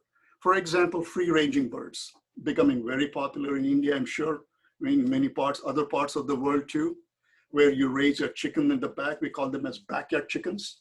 It's becoming extremely popular. One is access to waste, access to environmental toxicants. What happens to these birds? They become asymptomatic carriers of Campylobacter and Salmonella. And where do you sell these birds? You sell these birds to your neighbors, or you sell it in the local farmer's market where there is no oversight. And what happens? People are exposed to these pathogens because, first of all, they process it themselves. And more importantly, your likelihood of coming down with the disease is at a greater risk. Another is wastewater effluent discharge. Pathogens such as Salmonella, Vibrio, Campylobacter in soil sediments and effluent water, especially in a big city or a small city where it discharges all its effluents into an estuary, and where the bivalves are typically there, bioaccumulation of these toxicants and these pathogens will occur, and that results in foodborne diseases. Well, there's another example that I've presented here. So finally, I've sold you on the idea that let's look at One Health as one of the approaches that we will do. So we have been talking a lot, Dr. Pathurkar, myself, Dr. Zende, Dr. Kurkure, and of course, many others in the picture, including Dr. Sherikar at some point in time, is what is it that we can work together in order to bring in some of the talents from both India and the United States to work towards a common program. So the thematic area based on the grant, which you guys have received, is food safety. Okay, so let's kind of look at 3 different thrust areas that we can actually collaborate on. The first thrust area is One Health. Let's develop a online One Health program, also virtual teaching and coming onto Bombay Veterinary College campus and teaching, or you folks coming on to Penn State and working with us to develop undergraduate, graduate, and more importantly, is to develop professional certificate programs for veterinarians, physicians, health workers, and administrators. So this is a great opportunity that brings in visibility to MAFSU at one level. The another aspect, thrust areas, collaborative research. Here I've just put in 2 aspects. There are many other things that we can explore. The first is antimicrobial resistance. We are probably one of the strongest teams in the whole of the eastern part of the United States, that we not only work on developing new antimicrobials, but also look at modeling how do we create systems to mitigate the effect of antimicrobials in farming operations. My research group over the last 10 years has invested significant resources to develop a center for genomics and bioinformatics.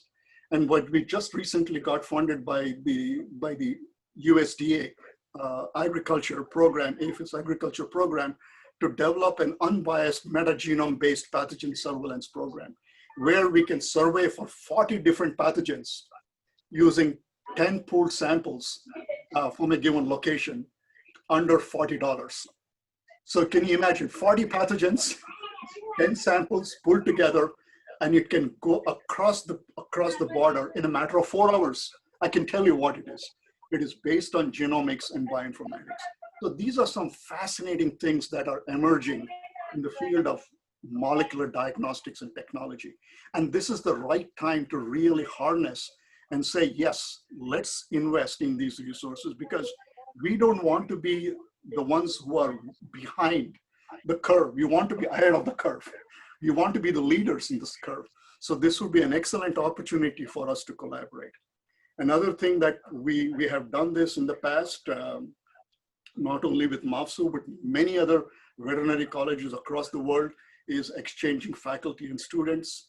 And some of the areas of expertise that we can provide you is towards developing a center for molecular diagnostics, not only animal, but also fish diagnostics. We are the only recognized lab that does diagnostics for fish.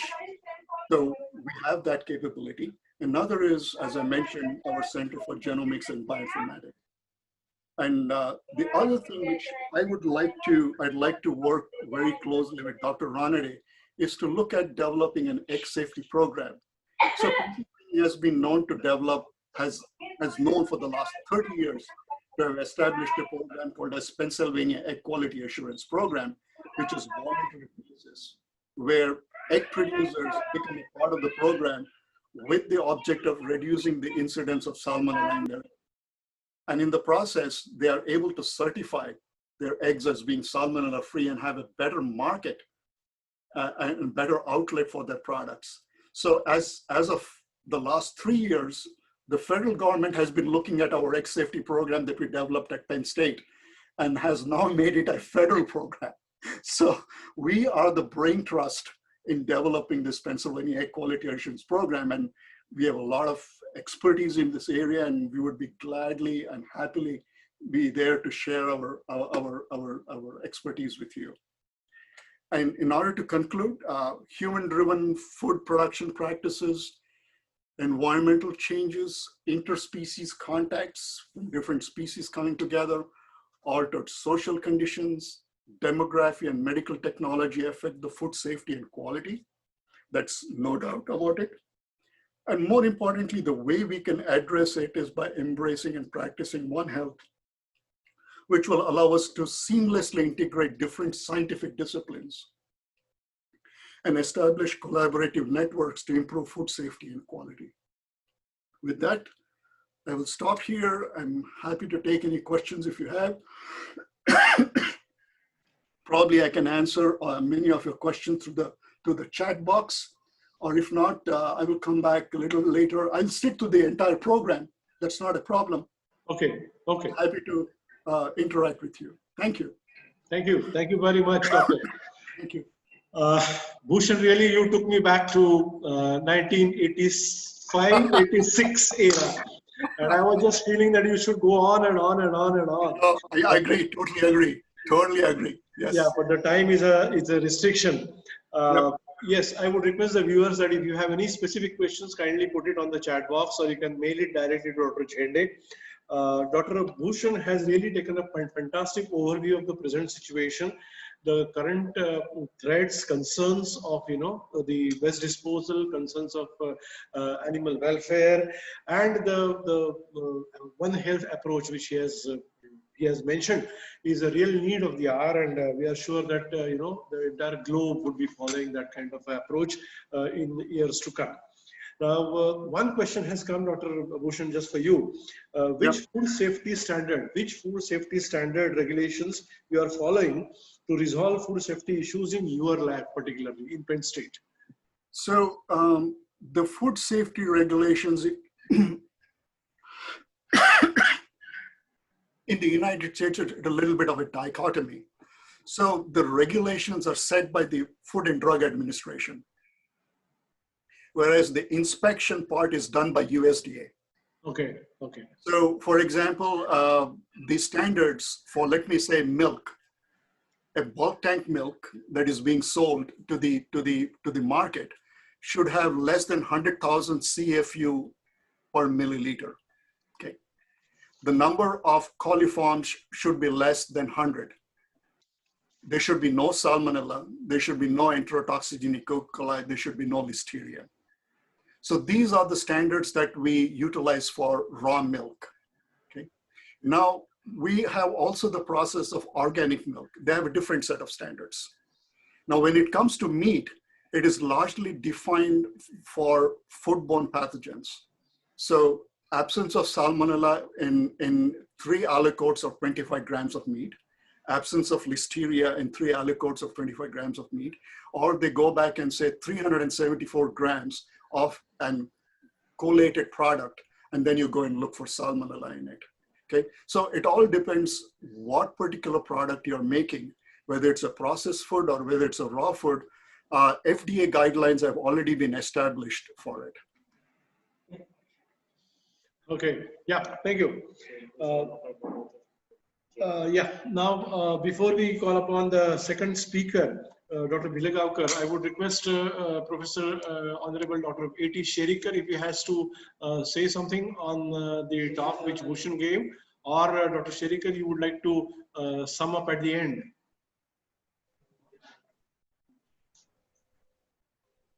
Kindly unmute your microphone, sir.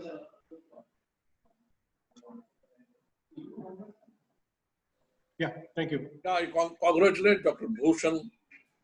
Actually, it is a wonderful lecture, and it was a revision for me also after a gap of nearly, say, 20 years or so. So Dr. Bhushan has covered all the aspects in short, and of course, we have been working since long on these topics. But what is required here is some that all should be grouped together under the umbrella of One Health program, including all the environmental sciences, animal production, and human health. Anyway, I will conclude at the end, but this was a really a good lecture. Congratulations, Dr. Bhushan. Okay, thank you, Dr. Sherikar. That means a lot when it comes from you. I'm really honored to. It is my pleasure to listen to you, actually. My honor. Thank you.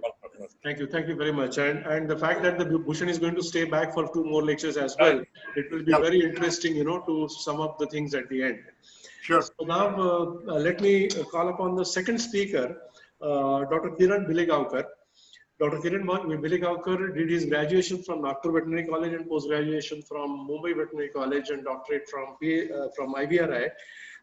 He is a renowned academician, as we all know. He has been, working in the field of veterinary food hygiene and public health for quite some good number of years. He has 2 patents at in his name.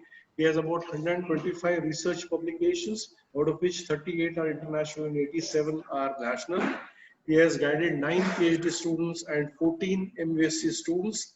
He is the member of International Commission on Microbiological Specifications for Foods. He has worked as member on working groups for Codex Committee on the residue of veterinary drugs. He is a member of working group on Codex Committee for Food Hygiene. And then he is a member of so many associations with the fellow awards of IAVPHS, associate of NAS, National Academy of Agricultural Sciences.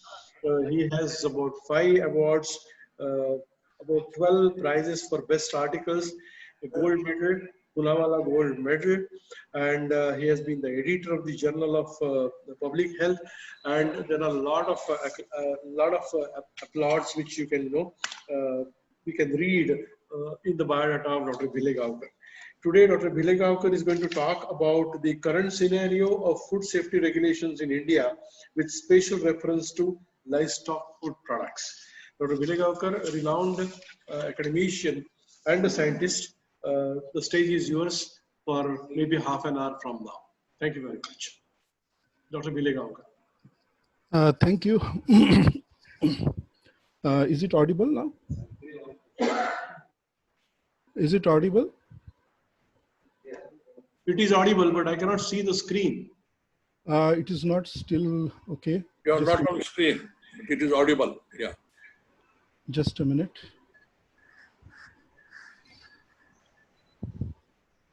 Dr. Ranade, please excuse me. I'm just coming. Yeah, is it okay now? Can you see screen now? Yeah. It's okay. Yes. Yeah. It's okay now. Screen is visible. Visible. Yes, it's perfect now. Go ahead, doctor. Okay. So thank you very much, Honorable Vice Chancellors, current Vice Chancellor Dr. Paturkar, ex-Vice Chancellor and my teacher Dr. Sherikar sir, all the officials of MAFSU, PI Dr. Jhende. Thank you, Dr. Jhende, for inviting me to this, giving me the opportunity to talk on this forum. So I'll be speaking mainly on the food safety regulations, particularly in relation to livestock products in India. So briefly, I would just touch upon some of the facts and figures about livestock sector in India. What is the current situation of the food safety episodes in India, then structure, function of the authority, and then finally going on to the regulations, different regulations currently in place for livestock products. So as Dr. Jayara was telling that there is a clearly shift towards the livestock products from agriculture to milk to meat. And in India, milk and meat, particularly poultry, is gaining a huge fillip and boost. And we are now one of the largest, I would say, the topmost producers of milk in the world, with almost 187 million tons, and with a large population of animals, #1 in world, and increasing in the poultry production, eggs as well as meat. There is going to be a huge requirement for food safety of animal origin. These headlines in the newspaper, they speak very clearly about the food safety issues in the world.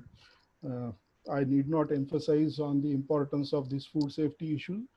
Recently, about 5 or 6 days back, on 15th June, there was a huge hue and cry when China said that the salmons coming from Europe are linked to COVID, and there was a global seafood industry was in the buzz.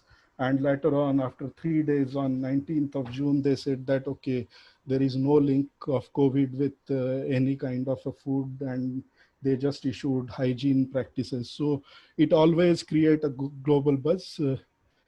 And there are several food safety issues like microbial hazards, pesticide residues, drug residues, allergens. As of now in India, we have not yet overcome the top 3 issues. So allergens still a long way to go. Then GM foods also, since we are not allowing it, so it's not much of a problem in India.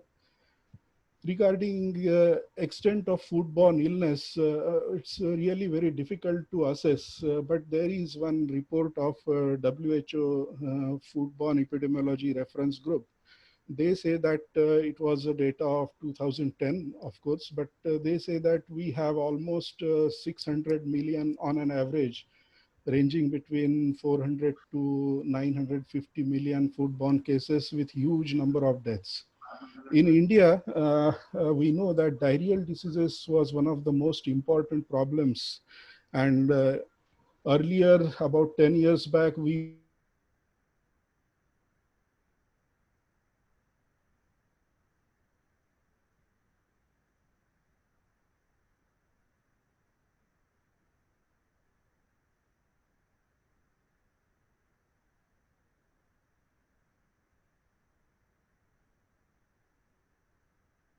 diarrheal diseases are quite high.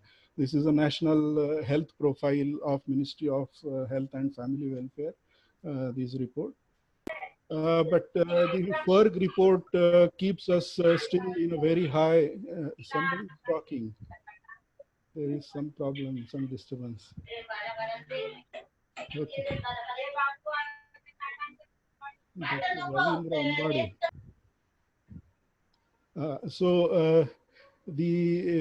You can see here, India among deaths due to diarrheal diseases is top and staked amongst several of the poor African nations. So this is of course an old picture, but we have to still go a long way in case of children diarrhea. Then among foodborne illnesses also, we are in the middle part of the number of illnesses among globe. And when we see the Indian scenario, we have one integrated disease surveillance program, which is run by Ministry of Health and Family Welfare. And they have different diseases which are covered in them. Among them are food poisoning and acute diarrheal diseases, which I have clubbed together because they are mostly linked to food and waterborne diseases. So about half of the outbreaks which have occurred in India from different diseases, food poisoning and acute diarrheal diseases are the major causes. And these are some of the recent last year's reports. I have gathered information till September. But nevertheless, we are getting quite a good amount of outbreaks. But these figures are only tip of iceberg, and we are not, many of us, we are not going for a small diarrhea or small gastric disturbance to the health authorities, and then they are not being reported. So food safety, as we all know that everybody's responsibility, from farmer to producers to consumers. So everyone is responsible for the assurance of food safety. But government also plays a very important role in food safety management. And how do they play role? They play role by setting of food safety regulations or standards and also enforcing them. And in addition, there are several other functions like import management, food recall systems, and education and public awareness. So many of these government play a role. disturbance. Somebody is talking again. So then I would go to our current food safety regulations in India. Dr. Ranade, Dr. Somebody Ranade, is talking. somebody Yes, is sir. talking. Yes, sir. Without Somebody is talking. muting, somebody is talking. Yeah, hello. Can I request everybody to please mute your microphones, except Dr. Vinegaonkar. All others should mute the microphones, please. Otherwise, there is a lot of disturbance and we can't listen. A genuine request, please. Thank you. Go ahead, doctor. Thank you. So coming to the food safety regulations in India, this is a timeline of food safety regulations.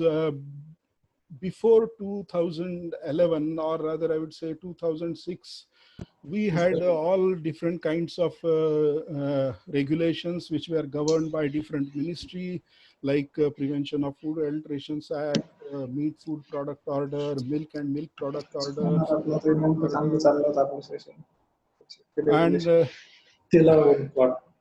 still somebody is talking. It's creating.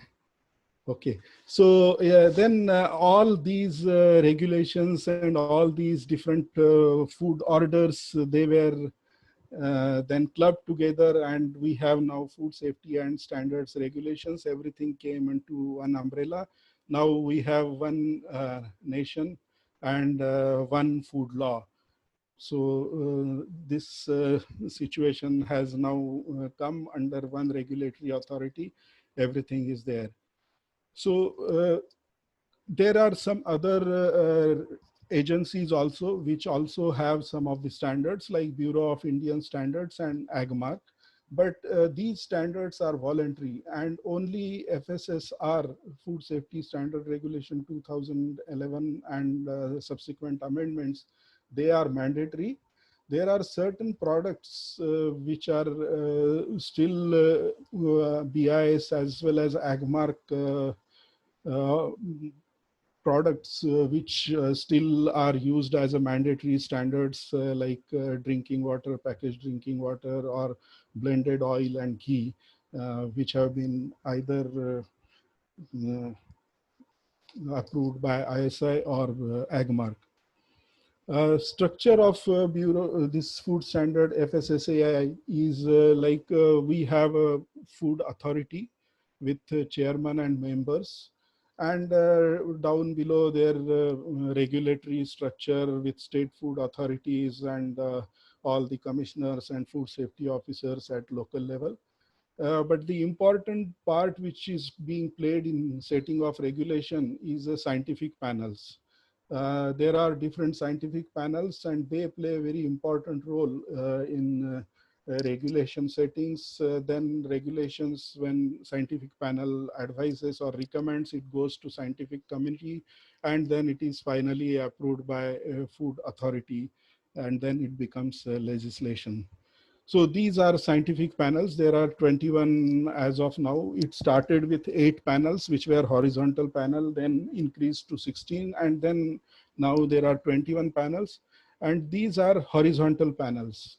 They cut across commodities like pesticide residues or antibiotic residues, or maybe biological hazard, which deals with microorganisms.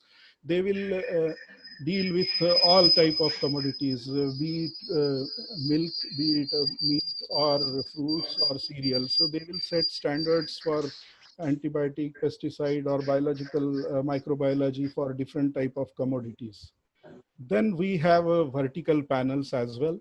So these are commodity specific panels which set vertical standards, like milk and milk product, meat and meat product. They will set standards for a particular meat product, say khoya or say ice cream. So vertical standards, they include quality as well as nutritional compositions, additives which are allowed. So these are being set by these vertical panels. There are different regulations in food safety and standards regulations, like licensing and registration, which is a basic thing. Then product standards standards and food additives, it deals with additives as well as microbiological standards, as well as vertical standards, and contaminants, toxin, residue standards. It deals with all kinds of pesticides and antibiotic residues or heavy metal contaminants. There are certain other regulations as well. I have just listed them out. Coming to the regulations related to livestock products. I'll first start with the licensing and registration. As per these regulations, every food business operator must be either registered or he or she must be licensed with the concerned central, state, or local authorities. So any food business operator now it is must, and depending on the size of the food business operator, we have a different system. Like for petty food business operators, street vendors, and small food operators, it's a local registration. And I have given here that it is not exceeding more than 12 lakh per annum. And for milk, up to 500 liters of milk per day, those who are producing and supplying, they must registered. Or for those who are slaughtering less than 2 large animals, 10 small animals, or 50 poultry birds, they need to register. And they have to follow only general hygienic and sanitary practices, which is listed in Schedule 4 and Part 1 of the regulations. And here there is one exemption for milk producers who are registered in the dairy cooperative societies. They are not to be, they are exempted from registration, provisions of registration. And here are certain conditions for central license. So between central license and petty food business operators, there is a state licensing authorities. So only large producers, they have to go for licensing of the foods, central or state licensing. And when you go for state and central licensing, they have to assure food safety throughout the food chain.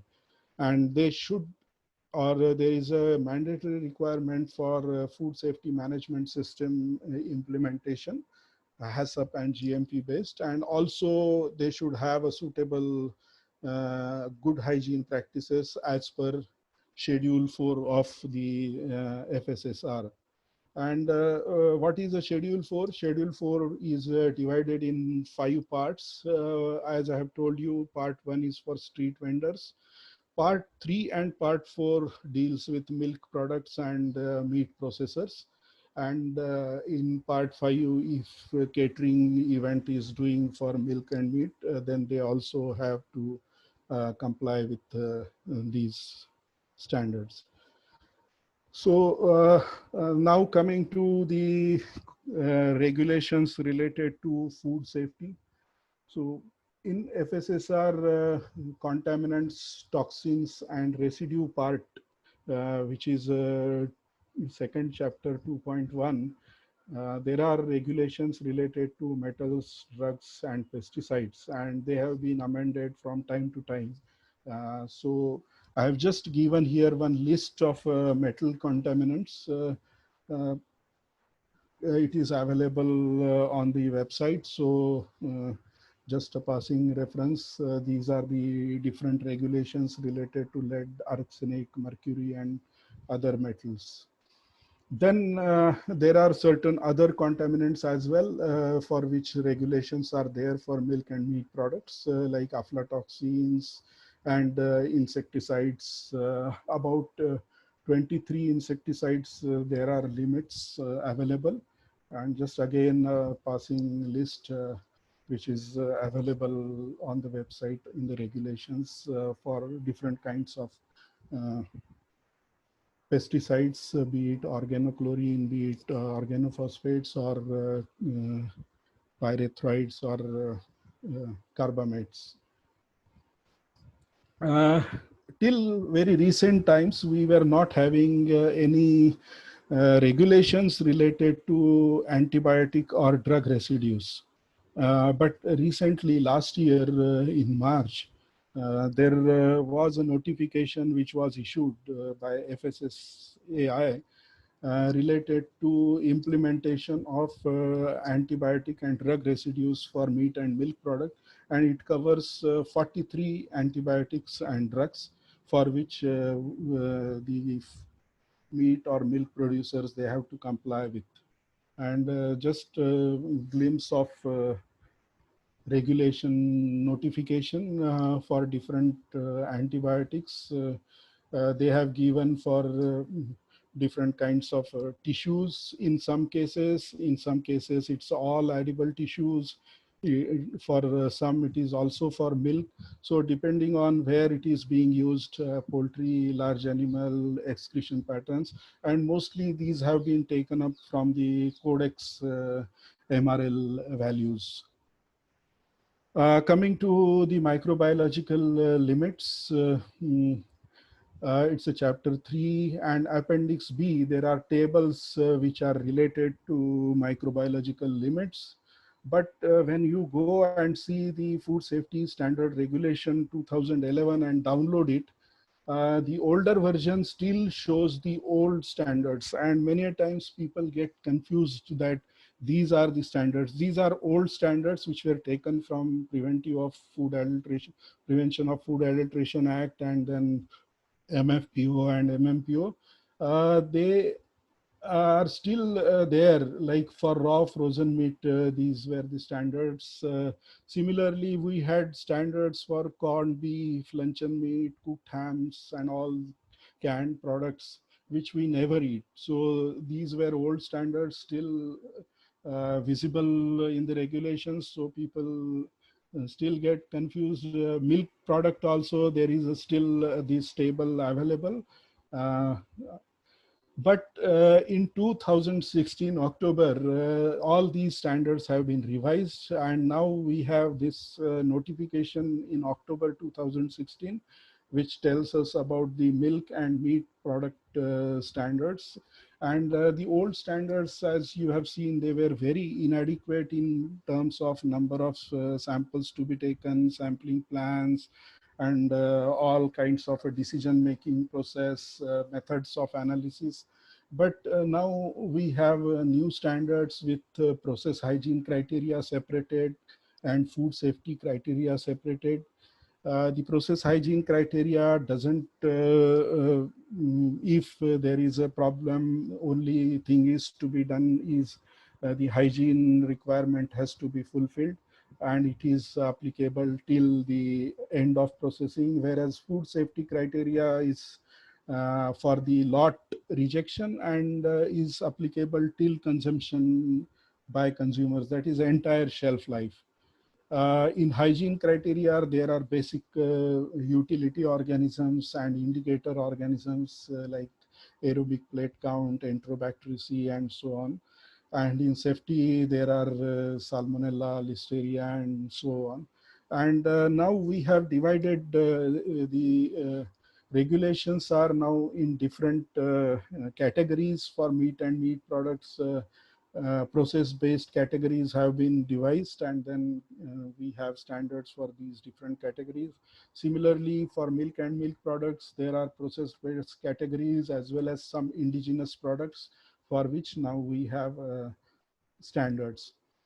And now we also include all the kinds of sampling plans, analytical methods which have to be followed, decision-making process.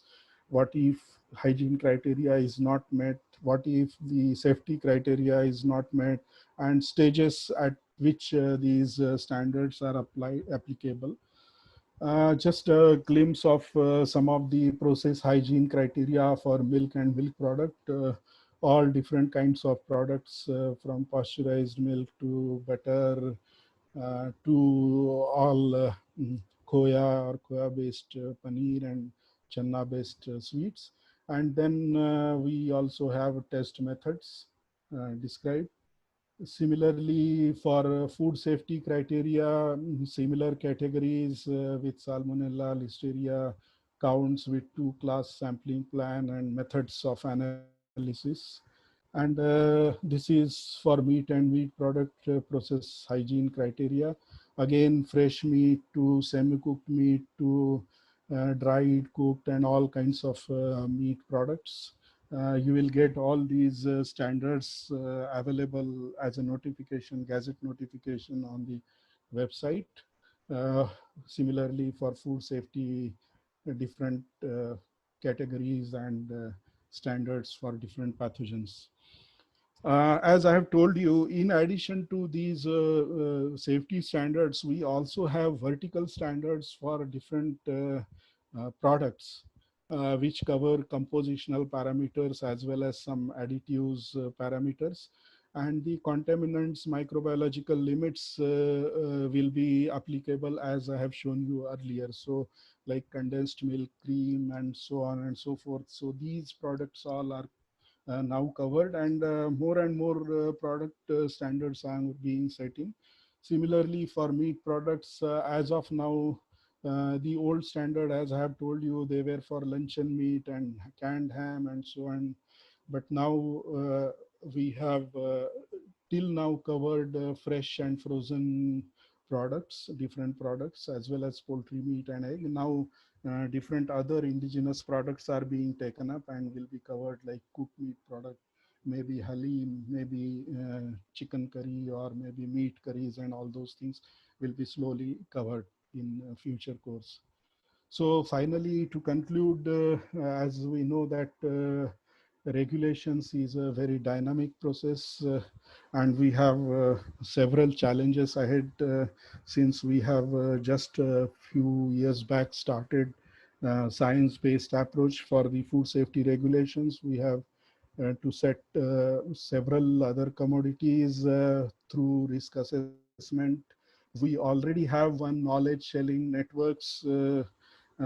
Two networks already are there with Food Safety Standard Authority, networking with several colleges, several institutions, research institutions, and industry, which are gathering information for the food safety risk assessment. And this center also has come up now. All the research of this Center for Excellence would also be very useful in case of our procedure for regulation setting. And upgradation of food referral laboratories is going on in a big way, and many labs have been upgraded, as well as we are conducting in a big way the capacity building programs also. Almost every month there are several programs. Particularly we are organizing for meat and meat industry, food safety officers, several programs on microbiology and drug residues and AMR. So thank you very much. Thank you all. Yes. Thank you, Dr. Bilegaonkar. Just a few years back, when we always used to, think that in country like India, where 30% of the people, they sleep at night without having a grain of rice in their tummy. Let's first talk about the abundance. Let's first talk about the quantity, and then let's switch on to quality, right? Yeah. But the change from the quantitative approach to qualitative approach has been so fast that nowadays the words like standards, regulations, everything, they seem to be very, very relevant, especially with reference to the present era of the changing consumer demands, youngsters demanding the traceability. The traceability is needed for exports, the traceability is needed for the competitiveness, and all these things which we used to always feel that they are not so much important for our country are absolutely relevant as of now. And you have thrown a fantastic light on all the present specifications, standards, regulations, the processes involved in it, and how should we approach towards that, and how should we review all those things. It was an excellent presentation, Dr. Bilegaonkar. Thank you very much for that.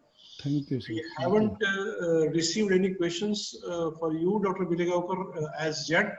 I would once again appeal and request the participants that if you have any specific questions for specific speakers, kindly type it down on the chat list so that we can take on those questions, as Dr. Bhushan is also around, so we can also take the questions for him. So we can always, address those questions. Thank you, Dr. Bilegaonkar. Thank you, sir. Take care of yourself. Stay safe. Stay healthy. Thank you. Now we have the third speaker. As Professor Sherikar has said that he would sum up at the end. I would not invite him in between, but let's call upon the next speaker, the third and the last for the day, Dr. Vijay Pal Singh. He is the Joint Director of FSSAI as of now. Dr. Vijay Pal Singh is basically a present Joint Director on Anti-Microbial Resistance in Food Safety and Standards Authority of India, Government of India. He has 26 years of experience in research and teaching in various fields of science.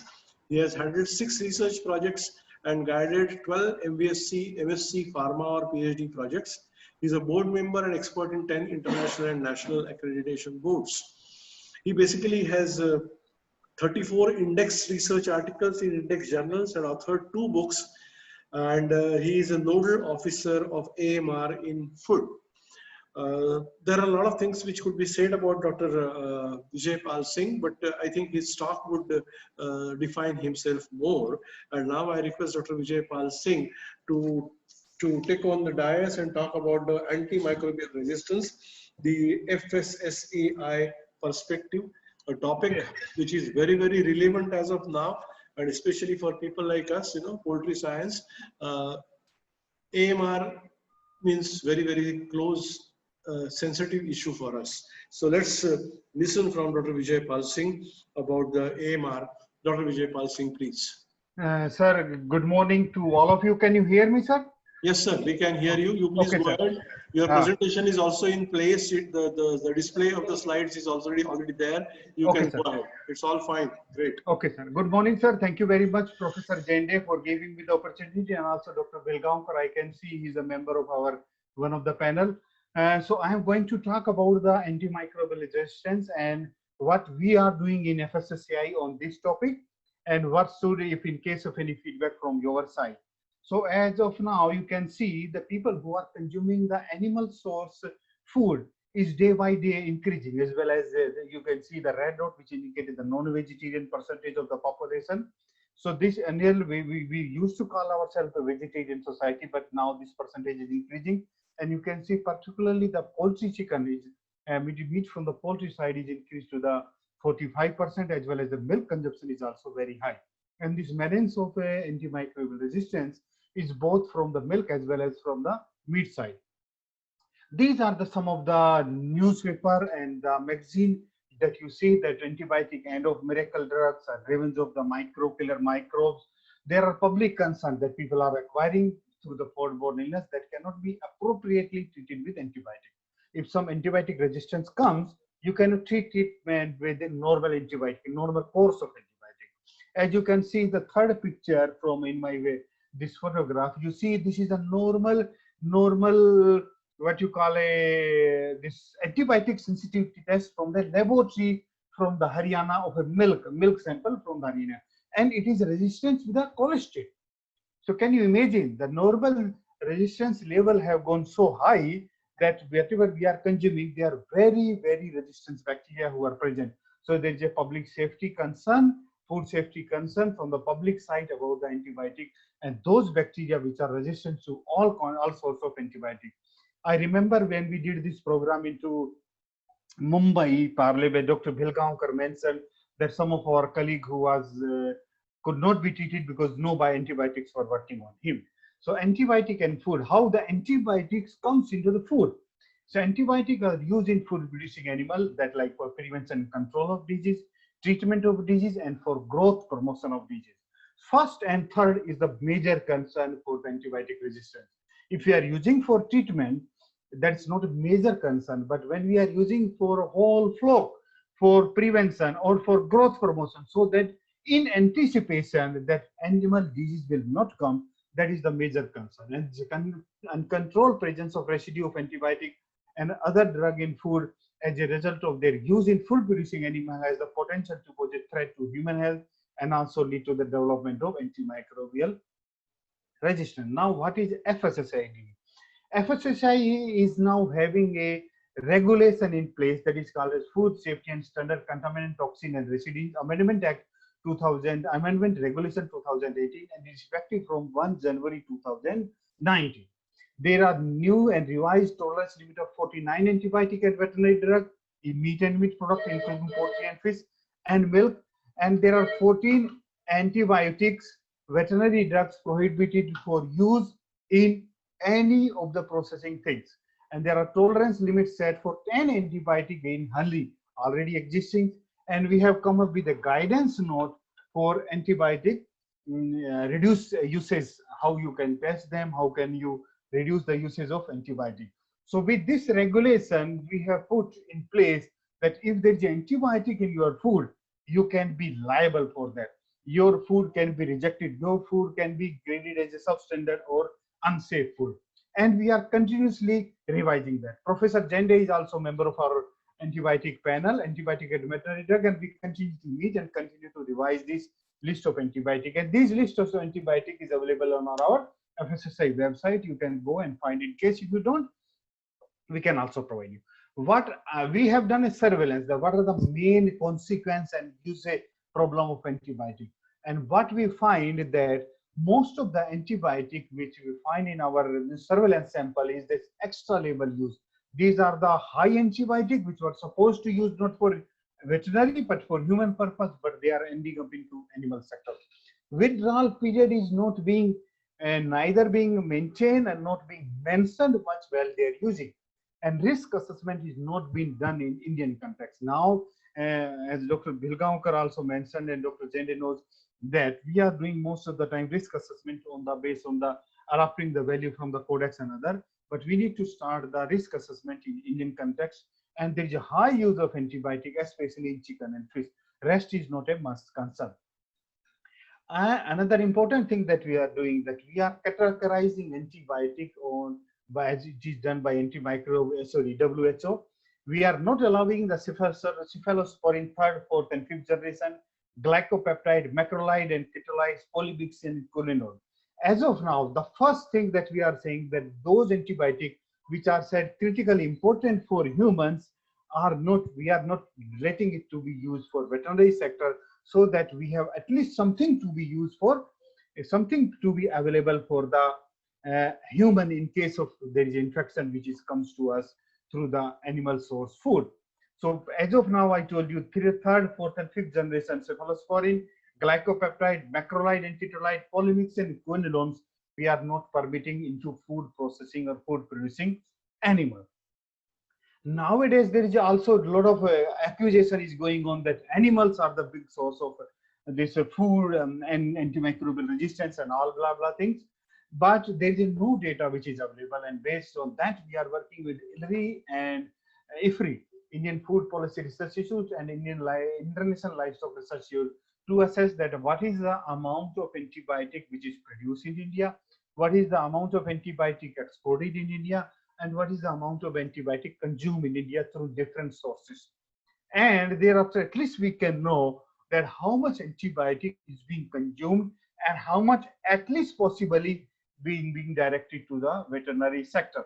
This we are trying to disaggregate, and soon we have the data available. So we are having the data from the export data, import data, 8-digit HS codes, which are assessing online. And also we have the annual survey of industry from the Ministry of Statistics Program and Implementation for the plant level data, product consumed, pure base, and national product classification for manufacturing sector. In this one, we will have the fairly good idea that how much antibiotic is really being consumed and how much is being diverted for the local consumption. Another thing we are doing with this our ILRI, International Livestock Research Institute, that we are trying to monitor the drivers for antibiotic resistance. And in this, we are doing we are doing that we are collecting the feed sample, environmental sample, and they are testing for antibiotic residue from the farm as well as from the factory. and see the resistance bacteria. Fecals have also been collected from the pod birds, and each farm and tested for Salmonella and E. coli. The farmer are intrigued. Why are they using antibiotic? And who are the people who tell them that this is antibiotic? Usually, there are some of the opinion makers which says, okay, use this and use this chemical or use these things. They may not be knowing that this is antibiotic. Or by intriguing the farmer and also so we are collecting the feed, we are collecting the fecal sample, we are collecting the environmental sample, and we are collecting the directly meat from the poultry. So in this way, we will have a direct access to all kind of a problem and where we have to intervene. The issue that is there at the farmer level is that genetic upgradation is the focus of the government. But when genetic upgradation happen and you don't feed, there is a negative energy balance. And in this negative energy balance, animals usually get a lot of disease around calving. So you must be noting that there is most of the disease, at least in cattle and buffalo, happen during calving or around calving, which is because of the negative energy balance. And main focus is that what are the driver that let the veterinarian use antibiotic? Most of the time when we say the antibiotic, what kind of antibiotic, they always resort to the high-end antibiotic, most broad spectrum, and also they resort that in case if nothing happens, in case means as a backup kind of a thing, that if something is not working, this will work, and this lead to a lot of antibiotic residue as well as antibiotic bacteria, resistant bacteria into our food. We have genetically modification going on in chicken, and this is an example where we used to have the 2 to 2.5 kg broiler into more than 10 to 12 weeks is now ready into 35 days or less than 35 within 30 years. And same is true for the milk production. The milk production is also increased from 42,000 liter to the 9,000 liter, from 1957 to 2000. So there is a pressure for increased milk production. As some of our previous speaker mentioned, yes, it is true that we have to produce more because our population is also more. But in the meantime, those that animals don't get disease, we are also feeding antibiotic, and we are causing this one as a. And this is also our completely clear from our data, which is India milk production have gone from 17 million to 165.4 million tons. That is 870% increase in milk production with per capita availability of 355 gram per day. So with these problem and issues that we know at hand, what we have to do? We are trying to integrate because we are veterinary and we also need to work with the human side so that we don't blame each other, but we try to have a good network. Like in that when we are working with NCDC, National Center for Disease Control, environmental and state food authorities for controlling this menace of AMR. And we are requesting our Department of Animal Husbandry to start prescription audit of veterinary drug and classification of critical antimicrobial. For that also there is a formation of task at CDSCO level, that is Central Drug Standard Control Organization, which is classifying. And I'm trying to put my foot down there that at least there should be demarcation that these are critically important for women, should not be allowed for uses for veterinary sector, at least not for the preventive purposes. And for that reason, we have banned cholesterol sulfate into this our food producing animal. We are also trying to have collection of data, analyzing the data and converting data into relevant information to be utilized by the decision maker. As I told you, when you go to the conferences, most of the time people blame that veterinary is the responsible, animal source is responsible, but nobody has the data. So we are trying to have this data, and after having the data, we will make it to convert into really decision maker, that where is the problem and where we have to really make a intervention on this. And this is also we are doing through the integration of food lab.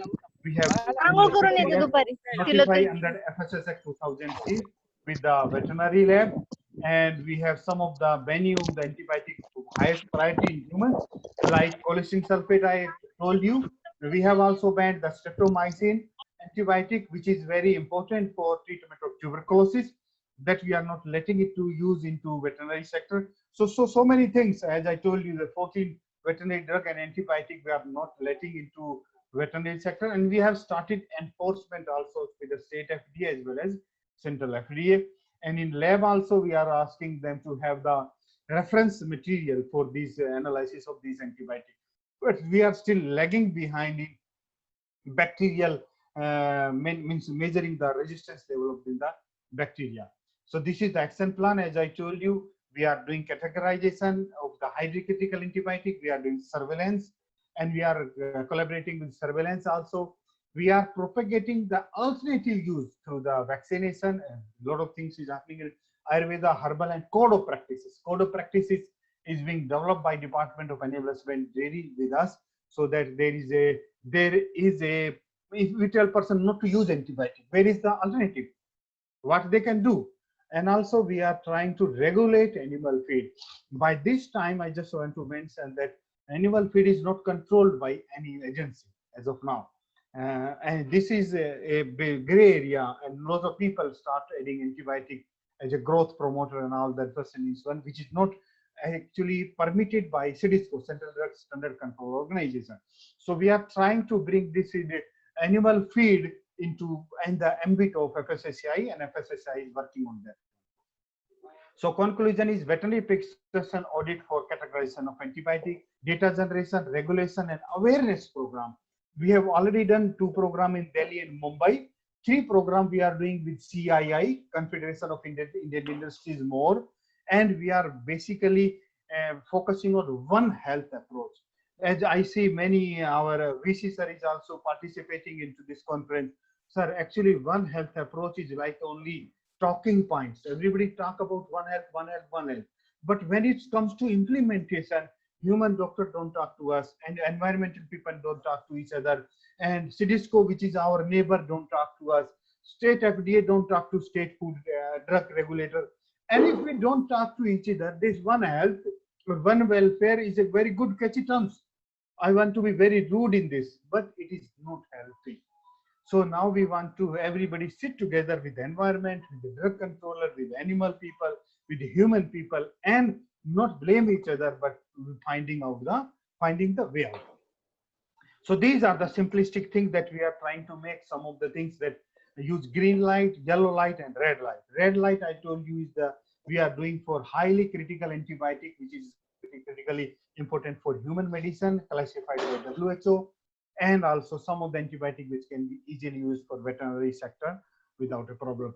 These are some of the pictures that we got from the pharma, what you call the poultry farm, and very high antibiotic. You can see colistin, levofloxacin, ciprofloxacin are being commonly used into our pattern. So with this, I would like to thank you for giving me the opportunity. Thank you very much because teamwork makes the dream work. Thank you all again, Dean of the Veterinary College, Vice Chancellor, Sir Veterinary University, Dr. T. Serikar, who comes, Dr. Jende, Dr. Vilgaonkar, and many other senior colleagues whom I may not see through this Zoom. And thank you very much. If you have any question, feel free to ask. Thank you very much again, sir. Certainly, sir. Thank you very much, Dr. Vijay Pal Singh. You have very rightly pointed out that One Health approach, very easy to say, but very, very difficult to practice. Even human doctors, veterinary doctors, even 2 veterinary doctors also, they won't maybe at times agree on a particular thing. But we need to practice it, and we need to understand the importance of that. One more point which you have touched very rightly, that whenever the issue comes, AMR, the animal industry is the first to be blamed. Whether it is true or not false, it's questionable, and we really need to exert ourselves and put in efforts to prove that we are not. I mean, the animal industry is really not so responsible for that. You also mentioned about GM animals, but I'm afraid that we in India don't have any GM animals. Whatever progress which we have achieved, which you showed in the size of the birds, is because of the selection. So people now are very well aware about the efforts which have been taken by the poultry sector for improvement in the animal, body weights or the growth rate of the birds, and we are not using any animal genetically modified animals. But yes, we need to work together and we need to understand all these aspects in detail. And as you have rightly described, green light, yellow light, and red light, that kind of a poster or a flex need to be displayed at whatever places possible. So thank you very much. Thank you very much, Dr. Vijay Pal Singh. Now, if there are any questions, I would request once again to type the questions. Yes, there is one. Somebody has come up. I'm working as senior scientist at ICR Goa since 2 years. I'm screening livestock and vehicle samples for ESBL and colistin resistance. I'm getting high prevalence of ESBL but no colistin. What is the alarming situation of colistin resistance in Indian livestock products? Dr. Singh, can you address this? What is the alarming situation of colistin resistance? Yeah. Yeah, actually, sir, we got a representation from many of the places, like we got from the Chennai, and that they found the colistin resistant bacteria, these genes into the food product. The bacteria and the genes they could translate or they could find into the food. And thereafter we took, and there are 2-3 more studies which we got from the CDSCO as well as FSSAI, which are claiming that they are finding the colistin resistance gene into the food products. And because of that reason, and it is also very critically important for humans. So those means when no antibiotic works, it is the colistin which is which works in humans. So for that reason, the CDSCO, FSSAI have banned this antibiotic for food producing animals. Okay, thank you very much. If there are any more questions, I request once again, or you can mail the questions to Dr. Ramde. Yes, sir. I'm just intervening. I have just a question to Dr. Singh. Yeah. You mentioned about genetically modified poultry or broilers. Can you elaborate on that? And why I'm asking you this question? Because Dr. Ramde said these are not GM modified, genetically modified birds. You say, and you have referred that the broilers are genetically modified. Can you elaborate on this differentiation? So I'm sorry, sir. I'm sorry for that. It may not be genetically modified, but basically we are actually breeding in a say selective breeding or whatever the way they are putting, that we are increasing the production on every animal, means either is a cattle or is a means milk as well as the poultry or the whatever the way. So genetically modified, I apologize for that, but this is a selection, this thing that more and more this we are shortening and the production is increasing. That's why that's what I want to, to say. Yeah, very right. Thank you very much, Dr. Singh, for clarifying it, and thank you, Sherikar sir, to make the things more clear, because otherwise this spreads a wrong signal to the people. Right. So if there are any more questions, yeah, there's one more. How can compulsory withdrawal period for animal products be practiced if our animal husbandry sector is mostly unorganized? Yeah, this is really very, very good question, basically. And this is also a big issue for us, because most of our, whenever we means in the food industry, large part of food industry as such is unorganized and it is difficult. But I think what we suggest usually, and what we discussed in our panel also, that if we observe that most of the antibiotic withdrawal period, I'm not saying 100%, are less than 90 hours.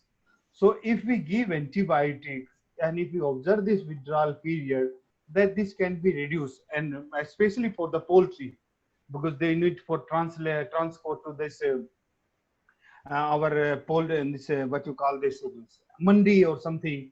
So for that reason, but you are very right that most of our sector is unorganized and we have a problem. But actually at the dairy level, those who are receiving the milk from the dairy, they have started the monitoring for the antibiotic, as well as for exporting business, like for the export of these all products which are fish and fishery products, they are doing regular monitoring. So sooner or later, whatever the organized or unorganized, when you go to sell your milk to the dairy or say, they will have some test, platform test, and if the residue will come, it will be rejected. But I agree with you, it is difficult for practice, Dr. Brinda, because it is largely unorganized.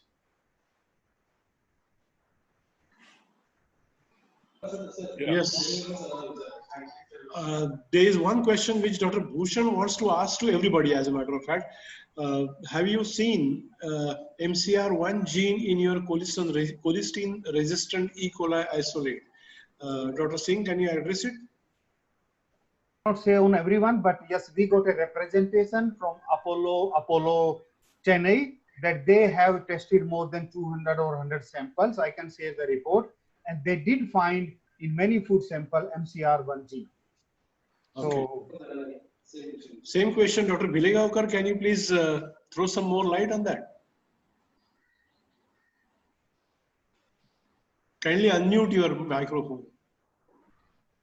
As Dr. Singh has already indicated, there are a couple of scattered reports here and there where this MCR1 gene has been found to be present in the organisms, particularly E. coli.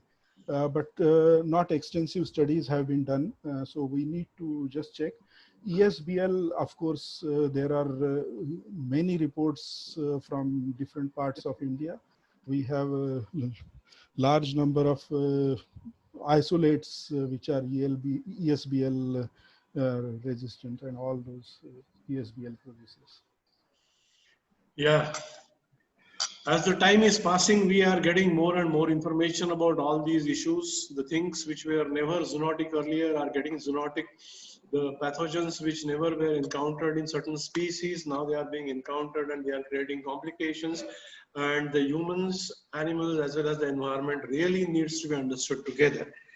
It was a fantastic presentation, Dr. Vijay Pal Singh, Dr. Bilegaonkar, and of course, Dr. Bhushan. There is one question, just a moment, give me a minute, please. How government is encouraging small milk producers or farmers to encourage antibiotic residue-free milk? Maybe Dr. Bilegaonkar? What is the question? How the question is how government is encouraging the small producers, small milk producers or farmers to encourage antibiotic residue-free milk. It's from Dr. Pawarkar. Okay.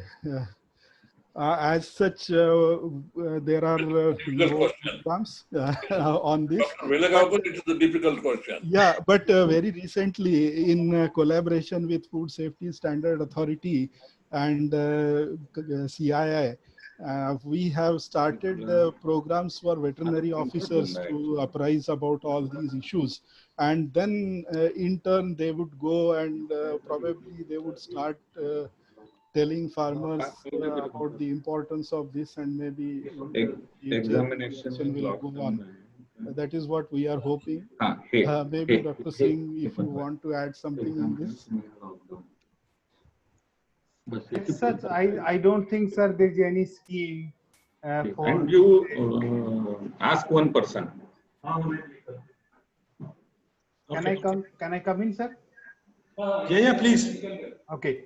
So, sir, as Dr. Bilegaonkar sir mentioned, FSSI is emphasizing to have a clean milk and antibiotic residue-free milk. And we have done a national survey also where we did find residue, but it's not a big problem in milk as such, I say. So it's not a big problem. Only few samples were positive for the antibiotics residue. But as such, if he is asking how government is encouraging small, so there is no such scheme for which promote or, and I'm not aware if there is a scheme from government side. At least from FSSAI, there is no scheme, sir, like that. Okay. So now, can I request Honorable Professor Dr. Sherikar sir to sum up the session in the capacity of the chairman of the session, and after that I would like to request Honorable Vice Chancellor Dr. Paturkar to pass the closing remarks. Dr. Sherikar, please. Yeah. Thank you, Dr. Anade. You have made my task very easy because you have summarized from time to time. That is okay.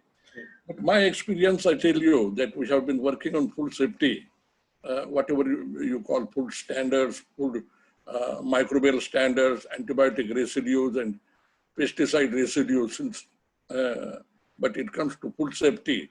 And this nomenclature is very appropriately, it has come very recently.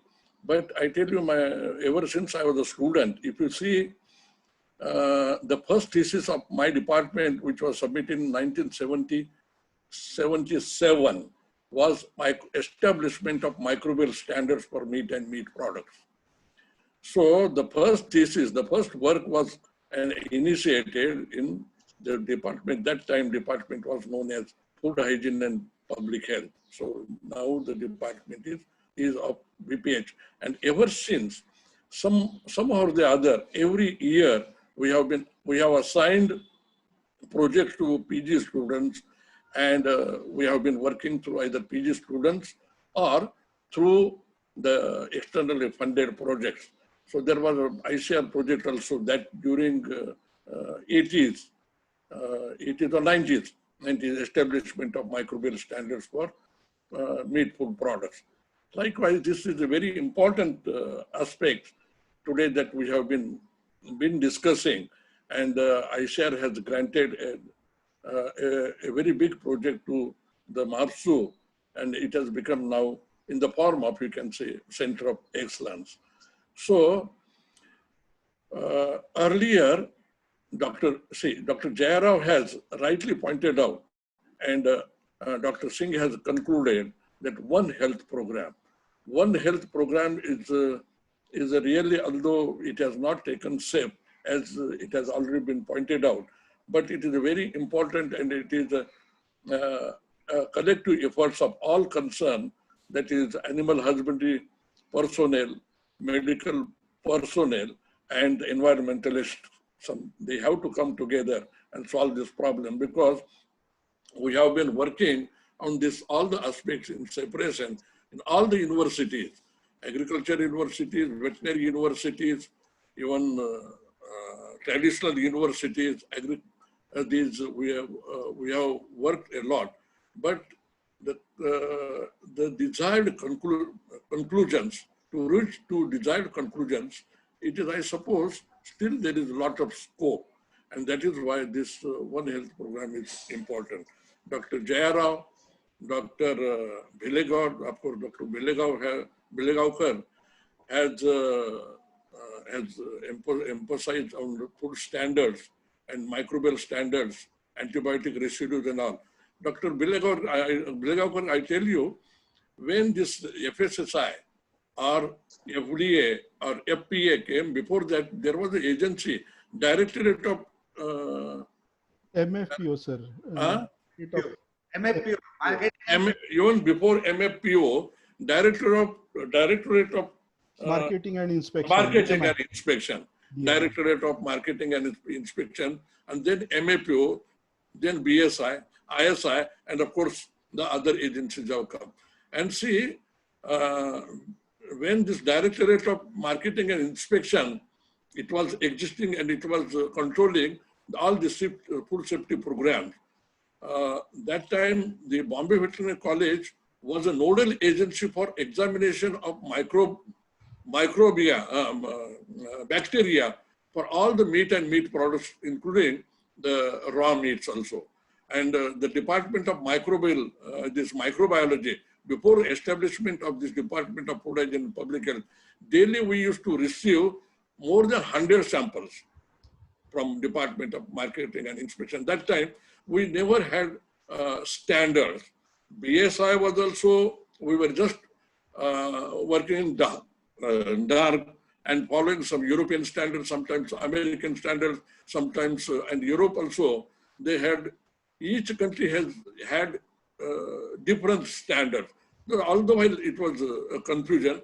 So ever since this, of course, this entire topic was taken up in India, and we have now, of course, we're talking about One Health program, and we are at par with world scenario, I feel. So there is a lot of scope to work still, and I'm happy that all the speakers, they covered all these aspects of One Health program, and we learn so many things from them. So with these few words, I thank the university and the college for just inviting me to hear what particularly my students they say about this my subject, and in additional, I had a chance to hear Dr. Singh also. So thank you very much for giving me and inviting me and for giving me an opportunity to hear all of you. And I congratulate Dr. Bhushan, Dr. Bilekawkar, and Dr. Singh for their valuable contributions. Thank you very much. Thank you very much, sir. Rather, we should say that we were very, very privileged to have you as the chairperson, and you could witness what's happening around in the university as of now. And definitely, as and when required, we will be in touch with you to take the guidance from you, and we are sure that we'll get the guidance. Now, before I request Honorable Vice Chancellor Dr. Paturkar, there is a question asked by Bhushan. Do you monitor slaughter animals for the drug residues? Bhushan, I consulted Dr. Jhende and few other people sitting along with me over here. Frankly speaking, the answer is no. But he also mentioned that some of the animals, which are exported, some testing is being done at the different levels. But frankly speaking, it's not a customary and it's not a regular practice to check the drug residues for the animals which go for slaughter. This is about animals. As far as poultry is concerned, the situation is completely different. Now to sum up and to pass the concluding remarks of the session, as well as the launching program, come the workshop of this particular program, NAHEP. May I request, sorry? Yeah. That's what I'm saying. He's reminding me. I'm requesting Honorable Dr. Paturkar sir to sum up the session, please. Dr. Paturkar sir, please. Thank you, Dr. Ranade and his team. The speakers, Dr. Jayarao sir, Dr. Bilekawkar, and Dr. Pal have excellently covered all the topics, and all of them have insisted that there should be some good approach for the risk analysis and quality control and food safety. So, being the largest geographical country where we have got diversity in animal rearing program, different breeds, different species. Just now, Dr. Jayarao has asked whether are we monitoring the slaughter animals before slaughter for antimicrobial residues. Yes, we don't monitor the animals, but as Dr. Pal said, for large animal, there is no concern of much of antimicrobial residues. But for poultry, yes, we give proper withdrawal time. Then only during the antemortem examination, we check the withdrawal period, and then only they are allowed to slaughter. But all this information needs to be combined somewhere, which is not there. Number one, if you are going through any certification body, they check all these things, either on the paper or on the farm practices. Number two, those who are export houses, especially large animals, we are not rearing the animal for meat. All these animals comes from the market, which are non-productive. And so for the non-productive animals, nobody gives much of antimicrobials or antibiotics to treat them unless it is specifically ill. Dr. Jayarao sir has nicely covered almost all the topic, giving the concept of One Health for the information of all the members. MAFSU, along with the ICMR, is going to set up One Health Center at Nagpur, wherein ICMR and MAFSU in collaboration will work together for medical side and veterinary side on One Health Center. We might get some support from the NIRI, who are the environmental specialists. Second thing, today's workshop. This was the dream come true for my teachers, Dr. Sherikar sir, Dr. Jayarao, and all my colleagues, Dr. Karkare, Dr. Bilegaonkar. I am also a part of the team of VPH. And since last 25 years, we have seen the dreams which has come true today.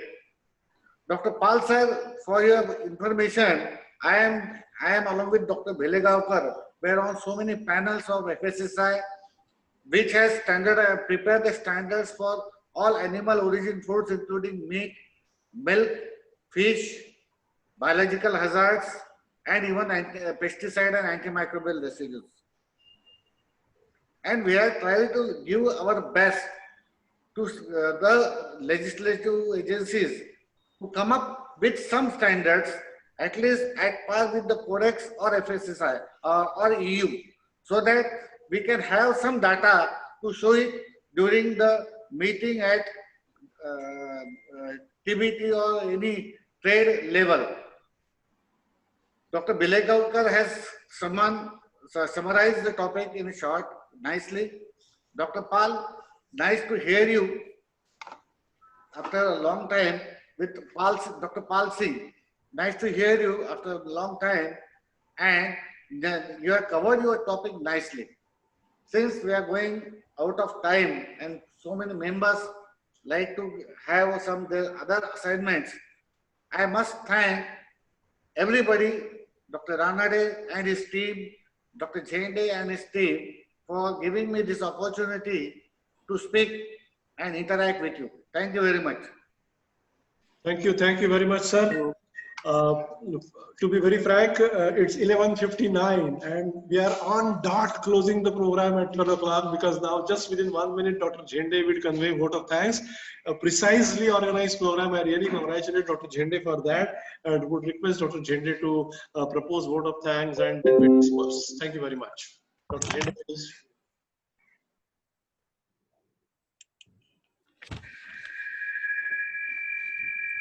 Hello.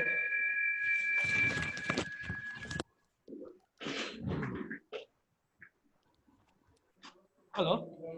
Is it audible for all? Yes, yes. No, we can hear you. Yes, sir. All the respected dignitaries, Professor A. M. Patrulkar, sir, Honorable Vice Chancellor. Only thing that you have not seen on the screen. Yeah, sir. That is okay.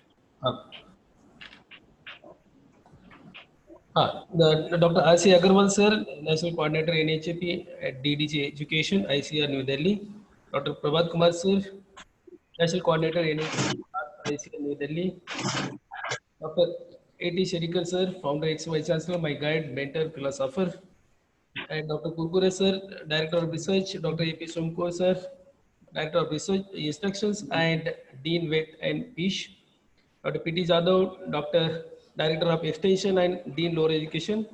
Dr. P.G. Vasnik, Dean Faculty of Dairy Technology. Shri Chandraban Parate, sir, Registrar. Dr. Shri P.D. Raut, Comptroller, Finance and Account. And all Associate Dean of Consulate College of MAFSU. All the eminent speakers, Dr. Jayarao, sir, Dr. Bilegaonkar, sir, Dr. Vijay Pal Singh from FSSI, all the participants, colleagues, students, and my friends. I'm here to present the vote of thanks to all the people who have made this event grand success. First and foremost, I would like to take this opportunity to place on record our hearty thanks to support and guidance extended for all of us by the NAHP, ICR authorities and the university authorities, like Honorable Vice Chancellor, DID, and Director of Research for organizing this workshop. I must mention our deep sense of appreciation for all the speakers and for expressing, I express my sincere thanks to each one of them for giving an excellent coverage to their respective topics of the food safety issues in India and abroad. I am sure the students and faculties of MAFSU must have enriched their knowledge about the topics delivered. We all are inspired by your great words, sir. I also wholeheartedly thank Dr. A.T. Sherikar, sir, Founder, Vice Chancellor, and my guide. for accepting our invitation in very short time and sharing valuable thoughts with us as the chairman of the workshop. Thank you very much, sir. I am thankful to all the associate deans of constituent colleges of MAFSU for sparing their valuable time to this workshop. Thank you all. I am thankful to Dr. A.S. Ranganathan, Dean Mumbai Veterinary College, and Dr. Vaidya for conducting the session smoothly and helping in arranging the event successfully. Thank you very much. I also thank all the participants and the cooperation which we have received from all my research team of the NAHEP-CAAST-MAFSU project for the grand success of this event. And lastly, to all my participants, my students, friends for attending the function.